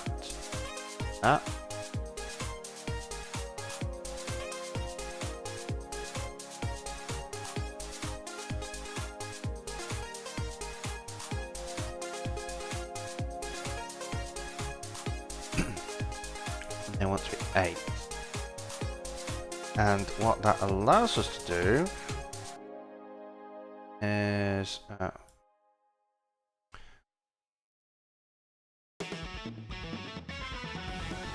yeah, let's do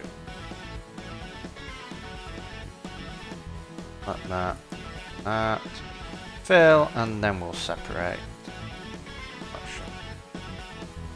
So we've got our floor.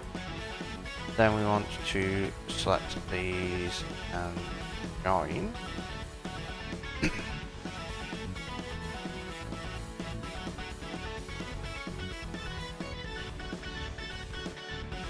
And then what we can do is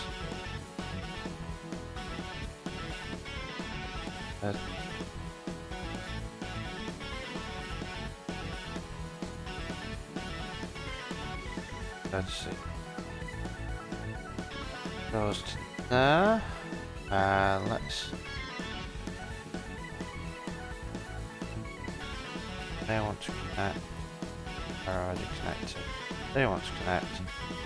And over here.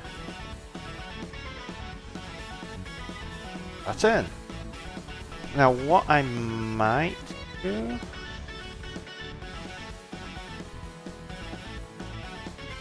While we're at it, is take this wall, put that into the mesh,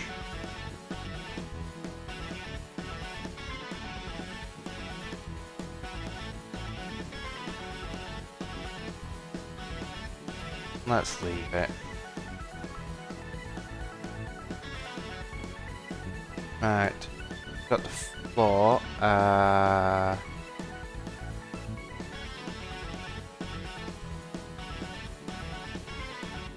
Down and thick. Does that mean?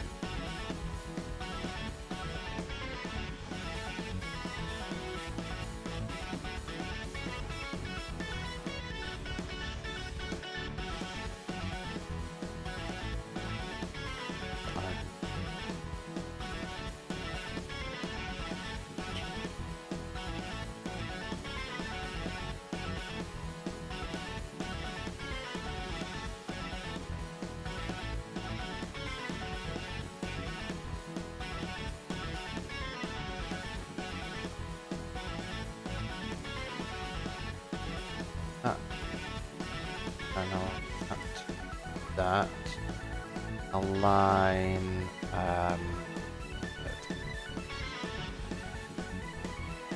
okay.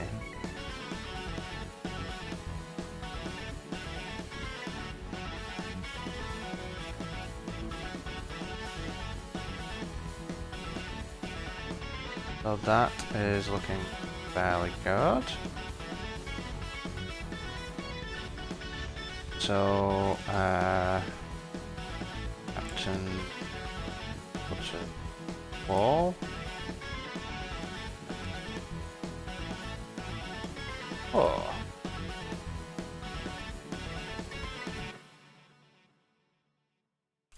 At the left walls as well. Right, let's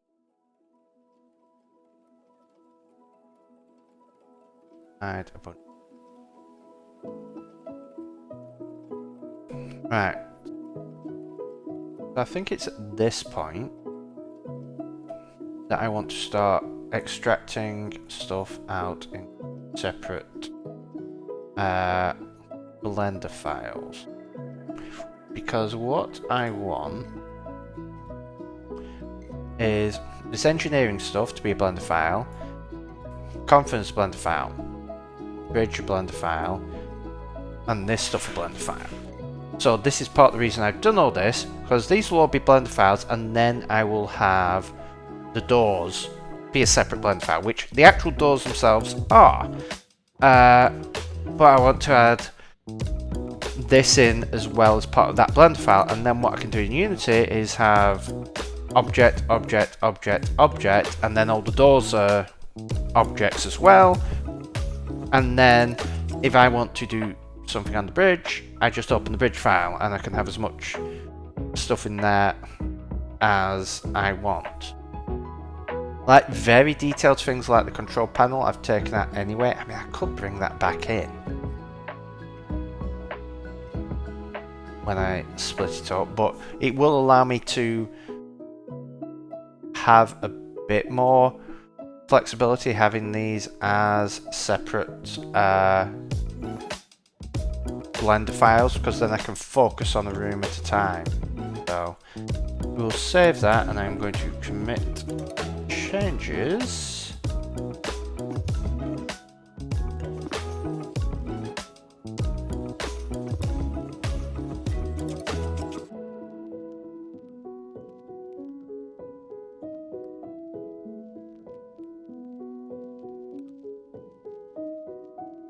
Overlay.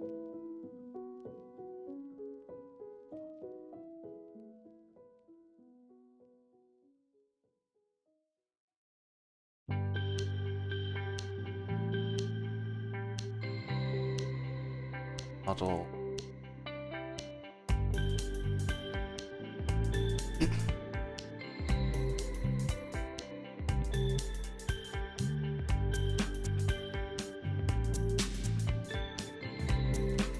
Okay, so let's split these up.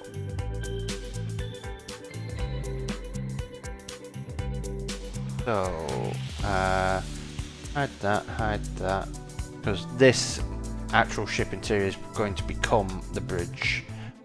Get rid of that, and then hide. Add that, add that.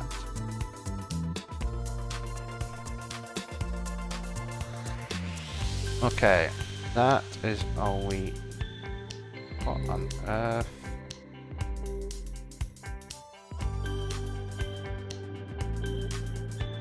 Okay. Delete.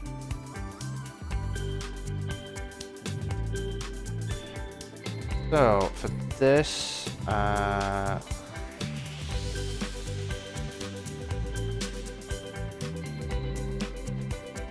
is that the center of the volume?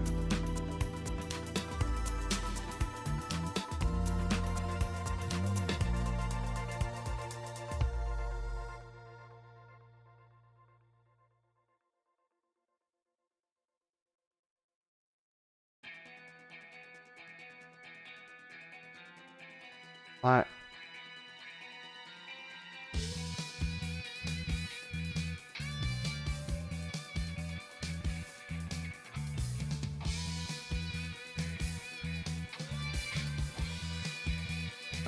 no idea how it was working at the volume there. Anyway.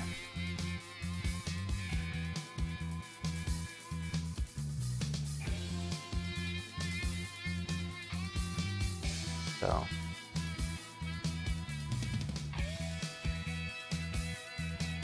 Hey.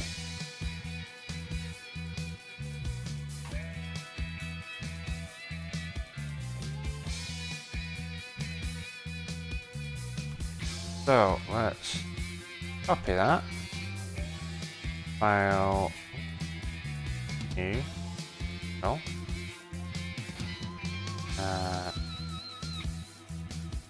Paste.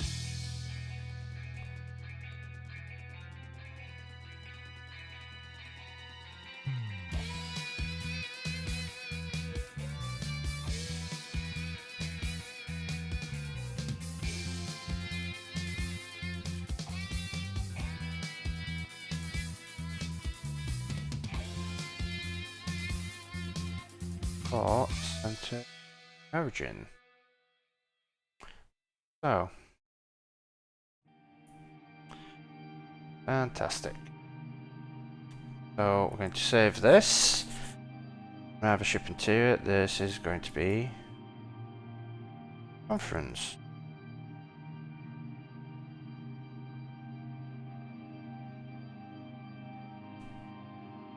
Then we're going to open up ship interior again. Hide the conference room and bring up, not the bridge, and bring up engineering. Oh, good. Good. There's nothing currently in engineering. So we're going to copy that. General. Delete. Paste.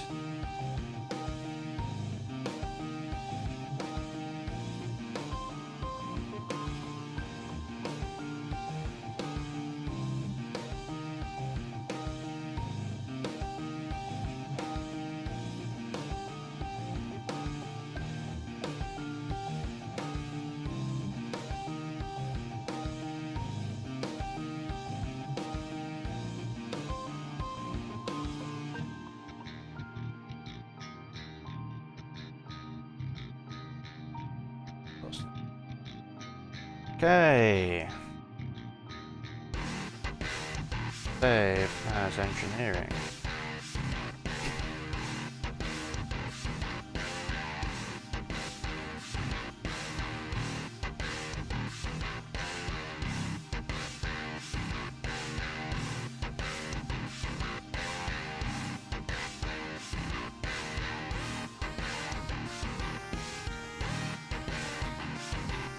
So the captain's quarters, we need that. We need the lift wall. That's all. Alright, so for that.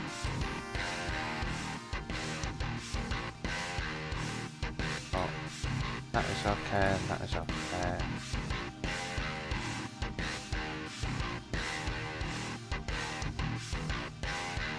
Okay, copy all of that. And new general.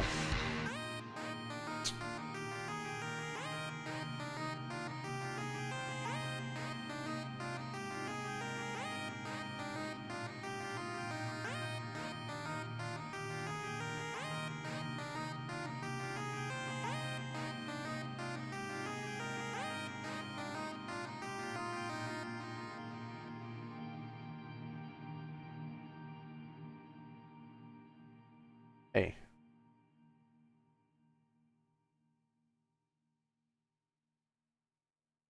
That is saved.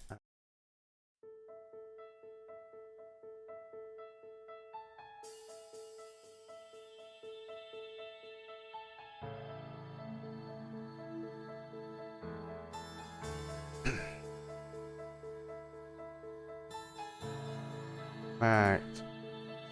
So in the ship area, you is delete those.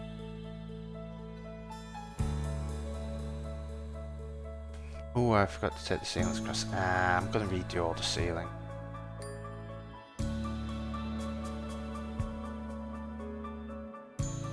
I'll keep the bridge, but I mean, those can delete.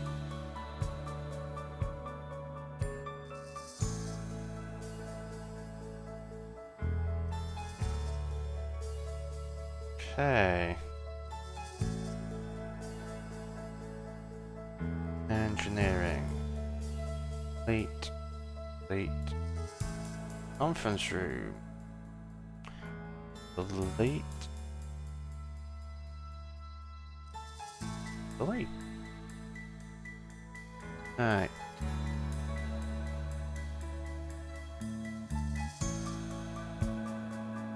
So, let's reorganize this. Okay. Delete that. I had that, and that is going to be roof. All of these doors.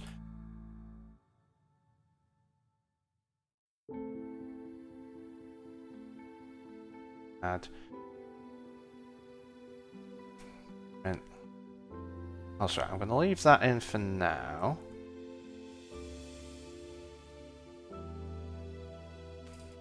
Do floor walls.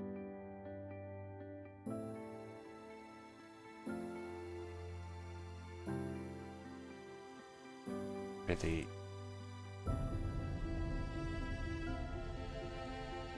Our table can come out.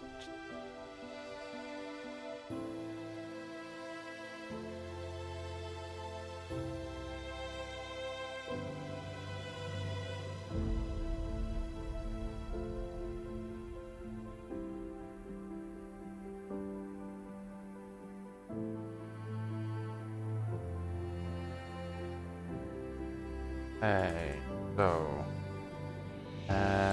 conference light,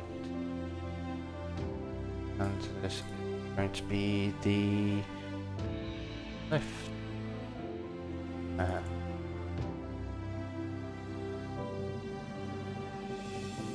Oh.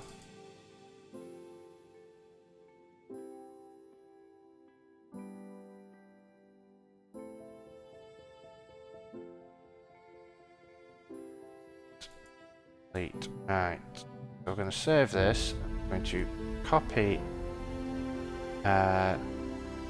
this. And what we want to do is open that.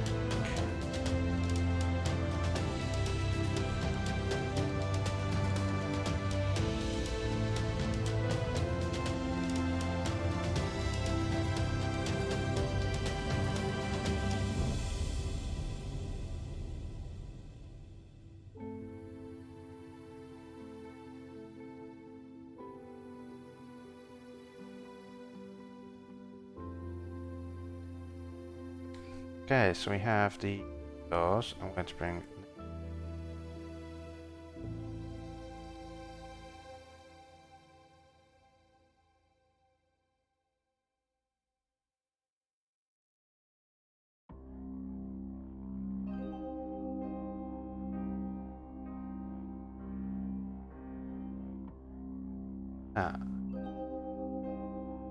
Select that and 0 this out.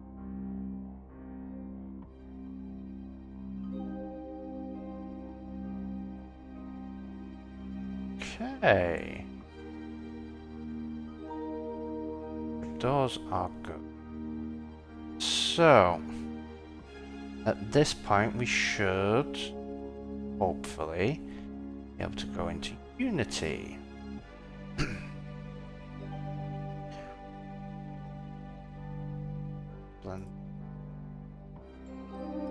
Usual caveats apply. If the stream goes down, Unity has taken my computer down. The stream will be back up at some point. All purchases are final. No refunds allowed. Yada yada yada. Right. I need to actually open this in. Just after I've closed Blender, I need to open this up. We've actually also been playing around with laying things out in Unity, so I now have my hierarchy. I have my project here, which is quite nice to have. I have my inspector over here.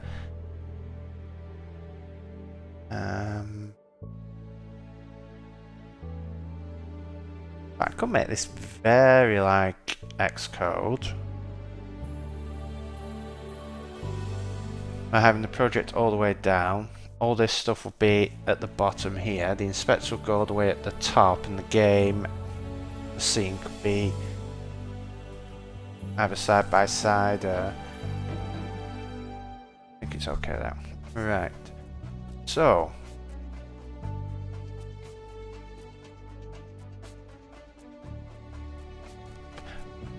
Oh, the little lamp eventually should actually do something here, and it's glad you like it because I want to have it where I have lighting in here, but the lighting you'll be able to change things.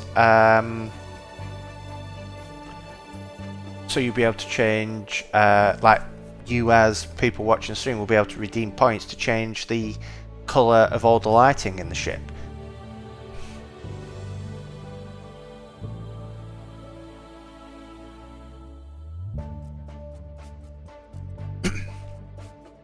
Right. So we have ship interior here. I need to center this back on the origin. So I can now delete that.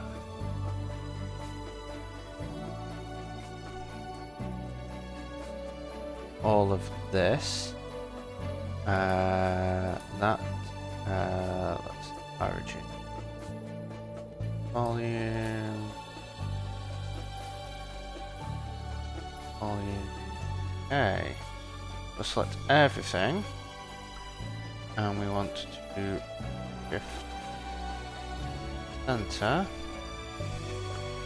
Center here. This is going to break absolutely everything.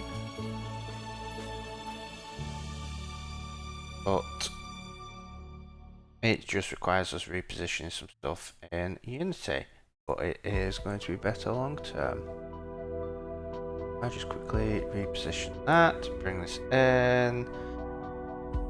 Oh, I didn't shift the roof as well.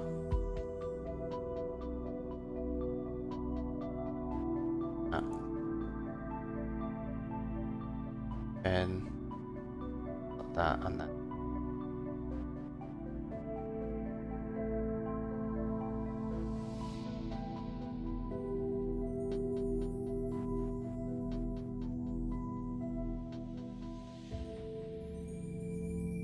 Gotta still be red alert, Kieran. What do you think will happen when we get raided?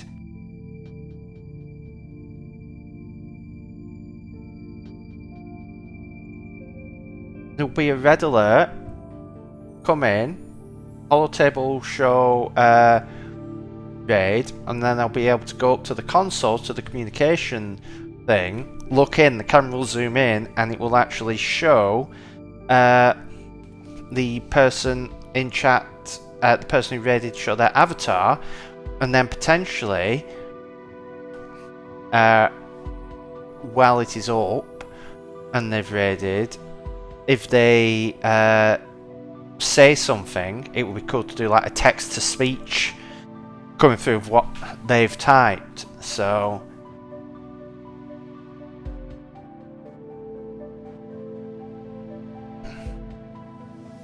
right, so save that, go over to Unity. Okay, so we are good. So what I want to do is shift this back. So this is going back here. Let's actually just hide now. And here we are just going to shift this along. Oh, I still haven't set up my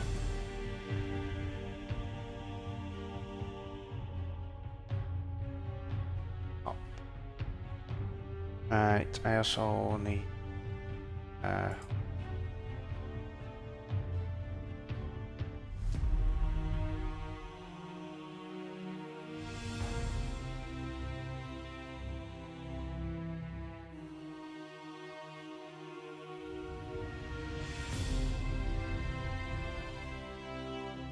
yes, I do want to get the "Hey, let me out" in at some point. Oh.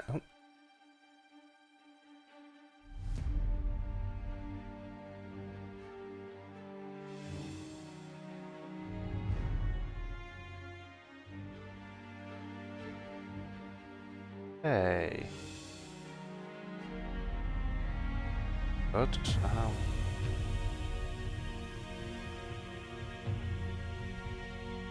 Back. It. Go.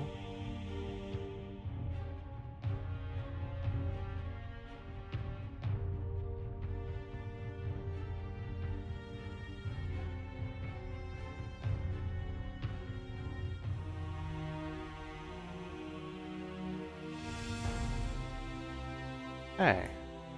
Got there.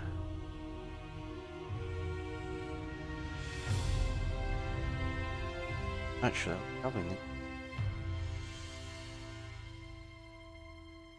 line that up there.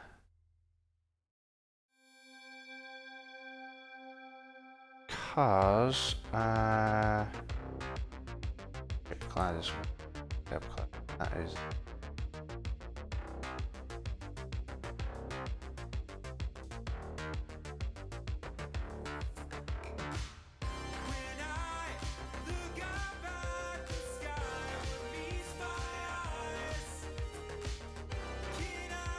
Console. Yeah, we're probably going to shift console.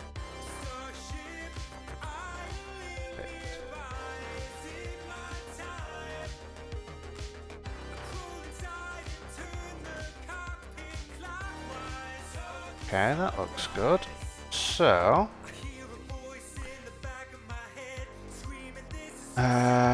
where's our conference cam? We'll disable that. Okay, we're looking good. I can stick the roof on. See what that looks like. So we've got the gaping void of space out there, but we will fix that. Conference room. Let's drag that in. Okay, that is the wrong way round. So if I open up conference room,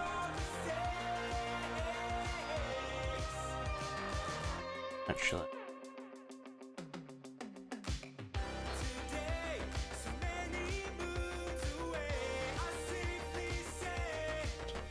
captain's quarters, opening conference room. Okay. Right.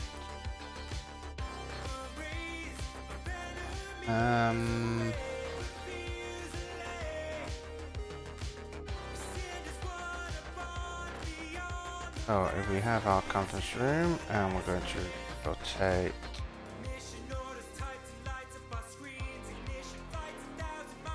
it around now.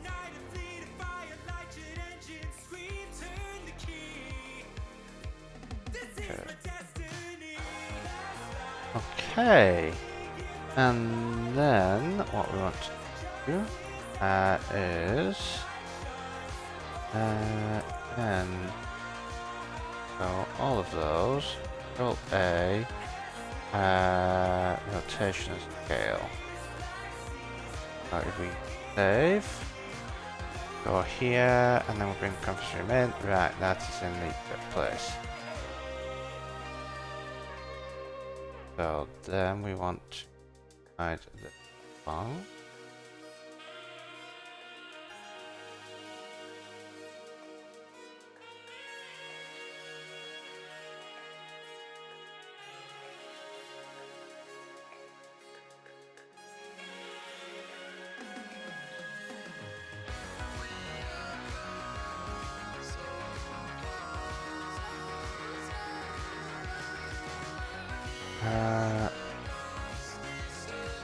Doors.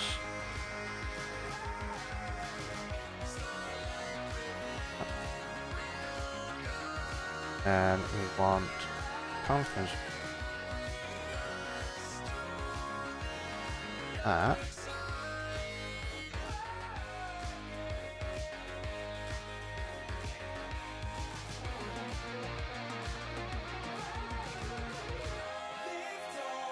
Oh, maybe not. I should.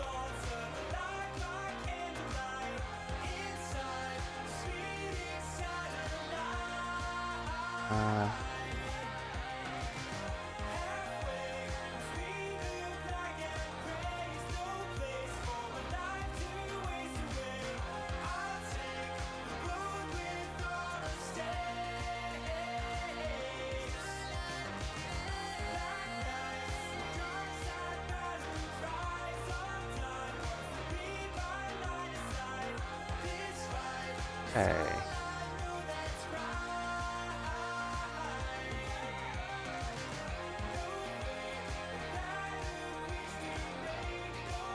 So if I go conference provider,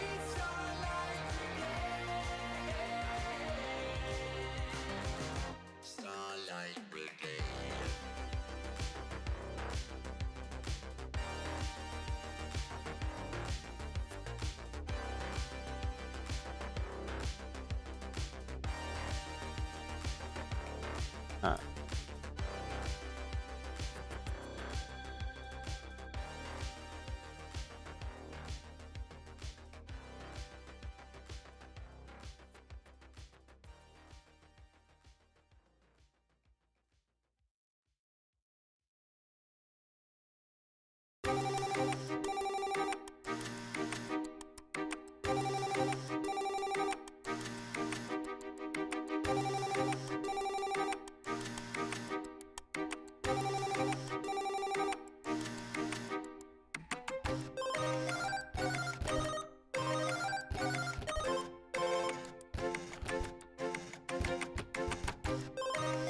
Okay, I think we're looking fairly good there.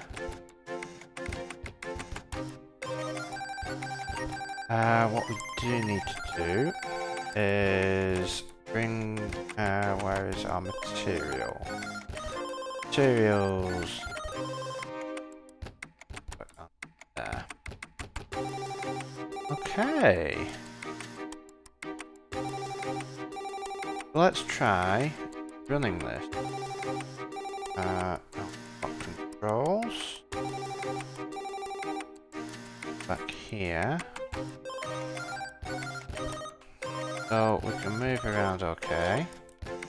Can't go through the door yet. Camera brings us up to here, okay. Oh. See. Round. And the door open. Aha. That.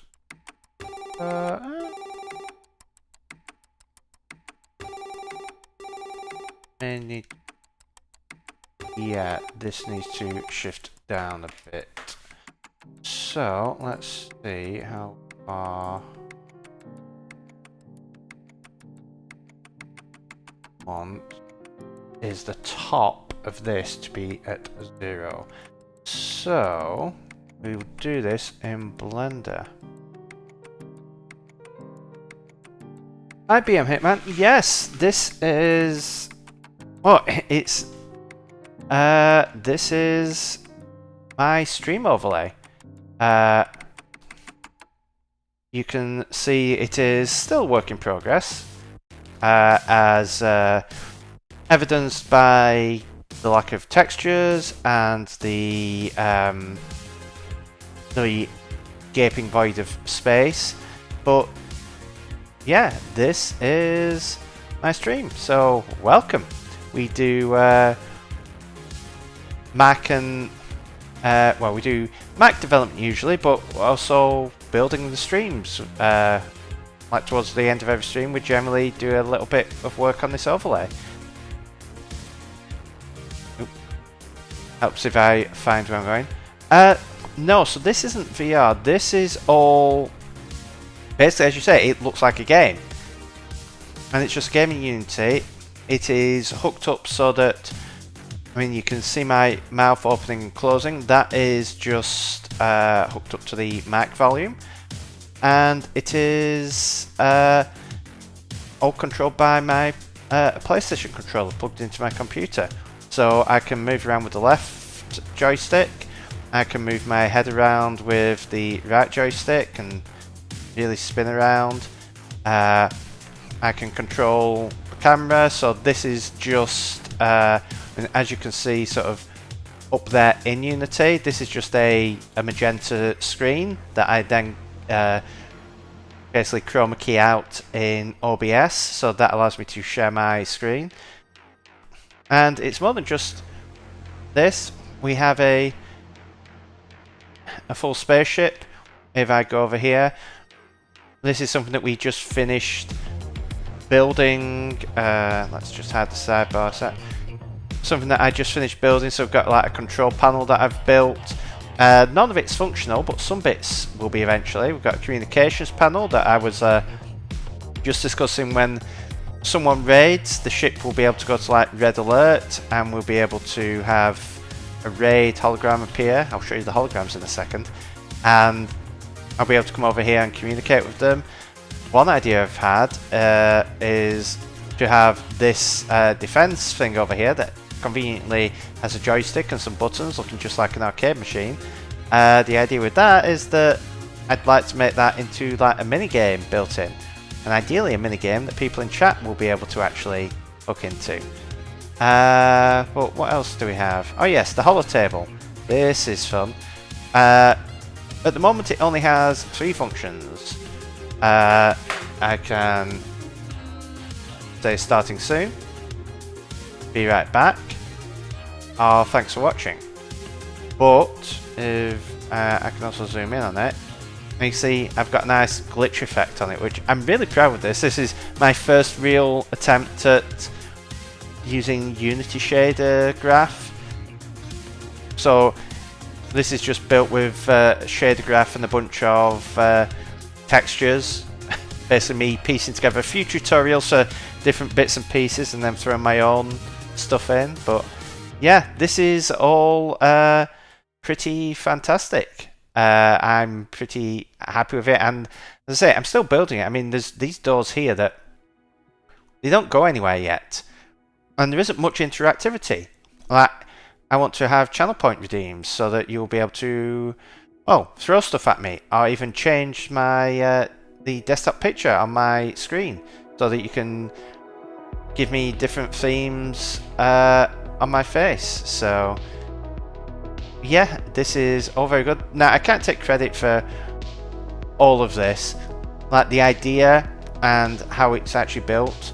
There are some really cool people who have done this. The first and foremost is Swift. As far as I'm aware, I think as far as most people are aware, they are the people that originated this idea. So if you haven't seen them, they are great animators, artists, and they've also built their own overlay where they basically do all this stuff, but it is a lot more advanced. There are 2 of them that are walking around. They've even talked about stuff like multiplayer and stuff like that. So Swift do a lot of like art streams, animation streams. They've worked on all sorts of fantastic animations and such. And then there is Willem, who is a dragon in a layer, and they have built this up. Oh, this is the first you've seen. There are many people out there, and we're all just building these things out slowly and surely. So some of these are fantastic streamers. If you like this and want to see more variety of what people are doing with this sort of thing, I would check those out. Kieran in chat is actually building his own stuff now. So Kieran is actually building his own avatar at the moment. Oh, thank you so much for the follow and the Prime subscription. Oh, this is much appreciated. As I say, I do a lot of the time I'm working on my own apps. I create Mac apps, but as I say, towards the ends of the streams, usually around this time, I also work a bit on the overlay because it's a bit fun to have that variety in my life and a bit variety in what happens on the stream. So I'm glad you enjoy it. But as I say, if you check out some of those other streamers, they are doing some fantastic work themselves, and some of their Swift especially, I highly recommend Swift. They are so much more advanced than what this is. If you think this is great, Swift will blow your mind. They even have, for their moderators, they even have like little ghosts that move around, and the moderators can put commands in chat to move around on the screen. And yeah, it is just, it's incredibly inspirational. If you're ever looking for inspiration, they are fantastic. So hi Buffer, how are you doing today? So yeah, let's turn the hologram off. Ooh, wrong button. Where are we? There we go. So yeah, it's slowly building this up. It's taken a while to do, but I just on Wednesday I basically rewrote all of my controls so that I can actually move around with something looking a bit more normal. So yes, it is. This is a lot of fun to build. Like I've missed doing 3D stuff. I've missed doing all sorts of cool stuff. So this just scratches a creative itch in programming. So, and I'm also learning Blender, learning Unity again. So, but yeah, we are currently rebuilding our spaceship because it was all one model, and I'm splitting all the rooms up into separate models. And what we want to do is take all this, and if I ready.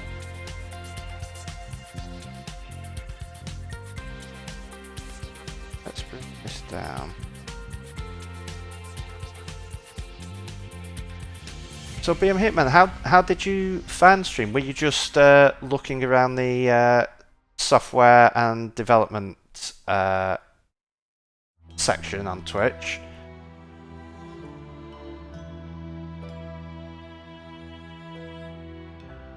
And that should hopefully be zeroed now. So when we go back to Unity, that should shift down, and we can now see the door trim there.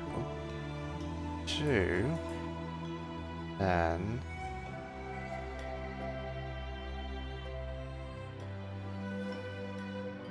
now F's does. Okay.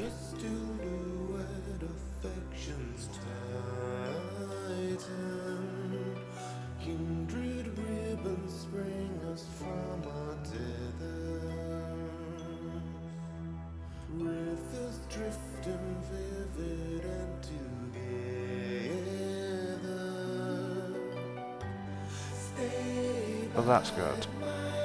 So the next one we want to bring in is we have the door here. I'm actually going to name that. Just do conference door. And we're going to drag out some more doors and get them in around the bridge. Where are we? Ship door. We're going to want one set of ship there. Was there? Set of ship there. So we can set. This is the thing with Unity that I've always got to remember. Z is up in Blender, Y is up in Unity. Why people decided not like to do things differently, I do not know.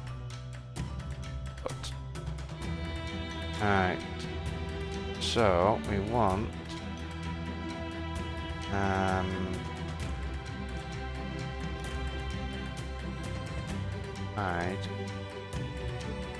hide confirm door, and we want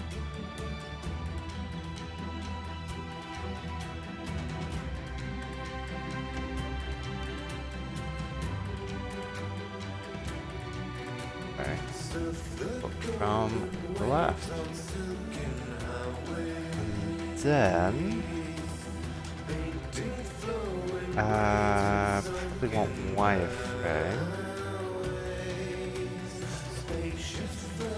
Probably not.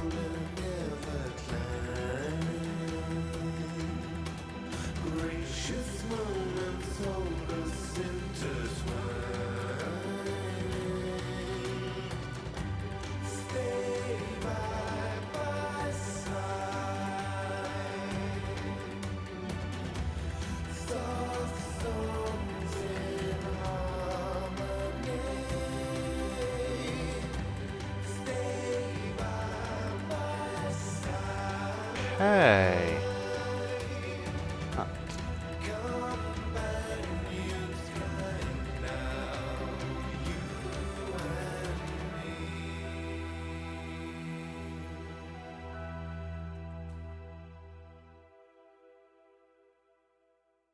Two.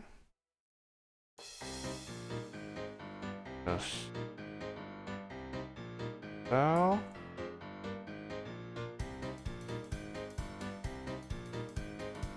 Okay, so the spaceship is done.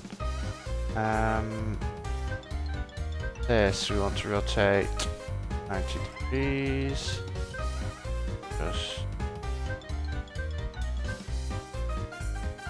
that.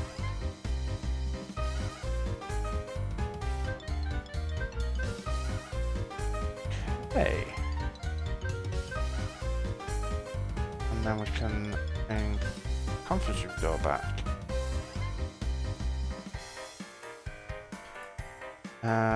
So that is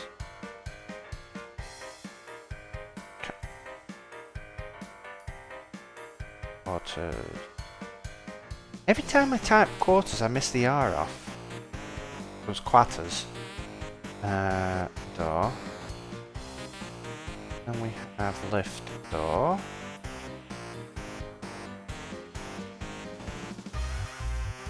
And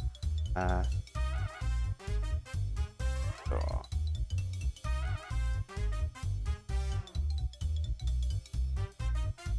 Right. Bring the conference door back.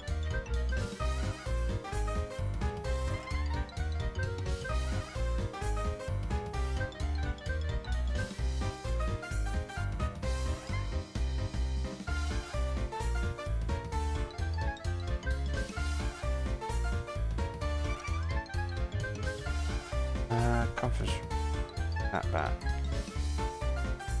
Okay, next up we have engineering. Even though we don't actually need these just yet, that needs rotating. And do I need to? That's why, because that's rotated 180. Okay.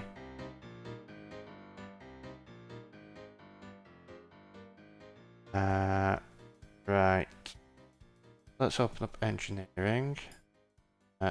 Select all. Want to rotate around 3D cursor. Add 80 and Control A. Position scale.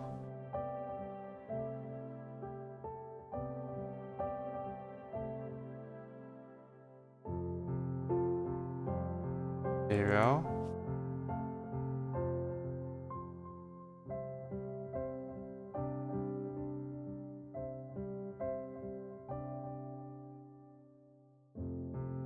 We actually want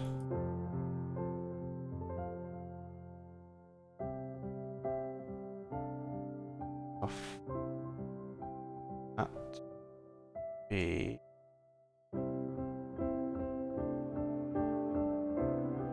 look there. Then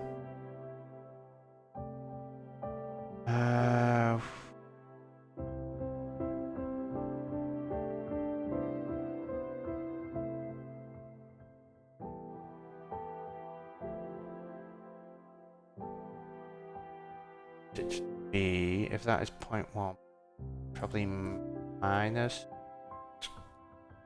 0.5.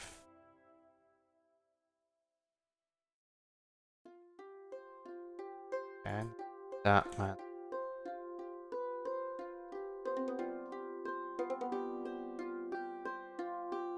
That should line that up well for us.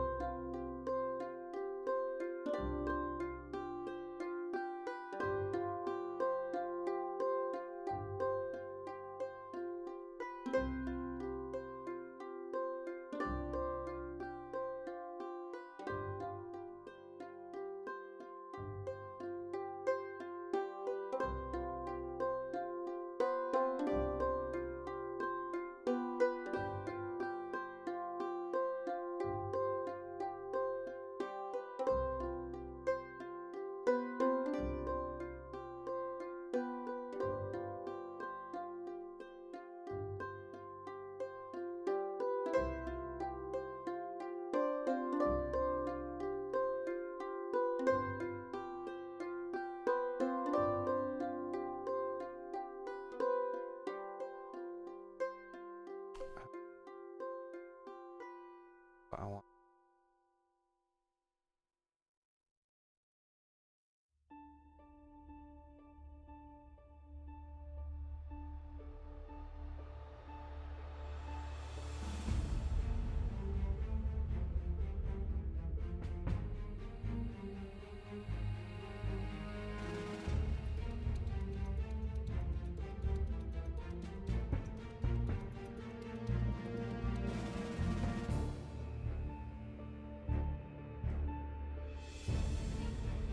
Long.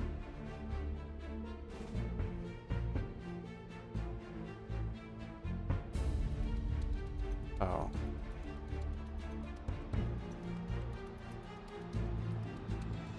That is engineering in place. So the last one is captain's quarters.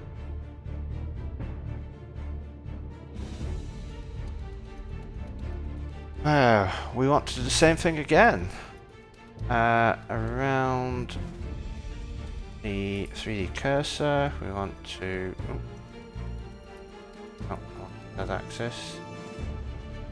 Go like that. Rotation scale. And then...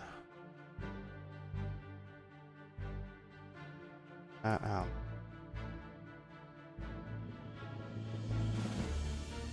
So...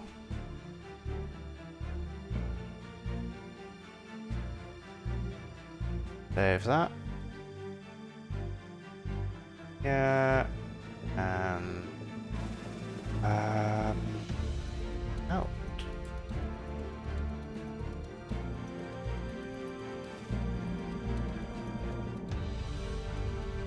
Up.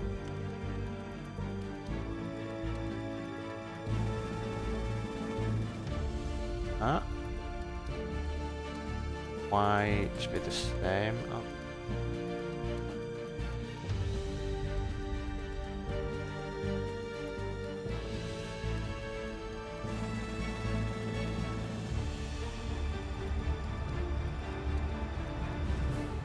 Aha.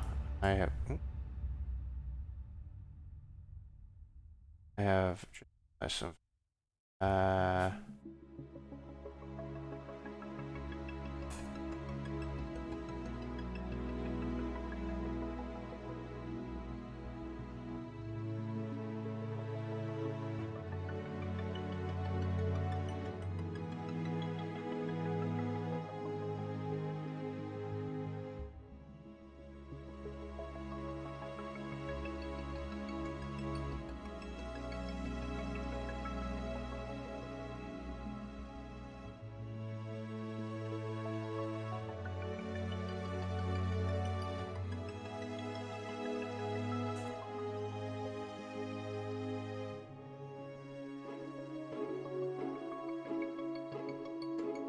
there we go.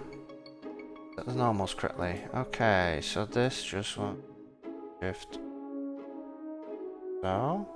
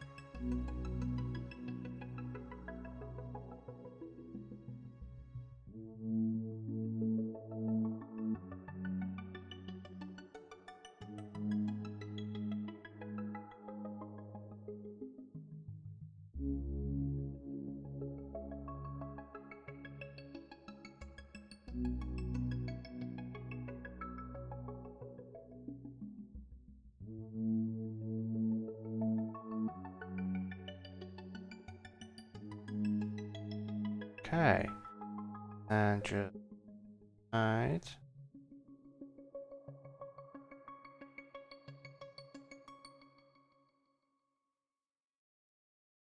Direction.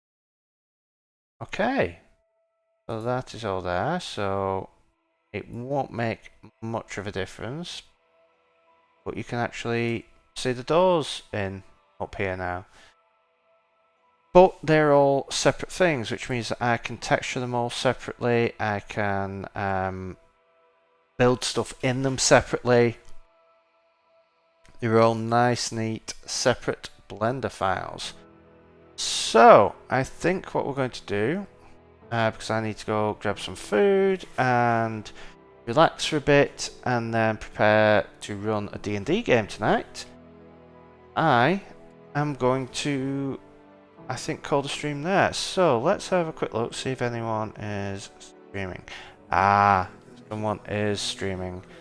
A good friend of ours, Finite, is streaming. And again, if you like streams, not necessarily exactly like this with all the 3D running around and stuff, but with lots of interactive elements. Finite does an extremely interactive stream with all sorts of cool stuff and a great game called Chalk Boom. But they also have their clones and stuff, so check out the Redeems on Finite stream. But yeah, let us set up the raid.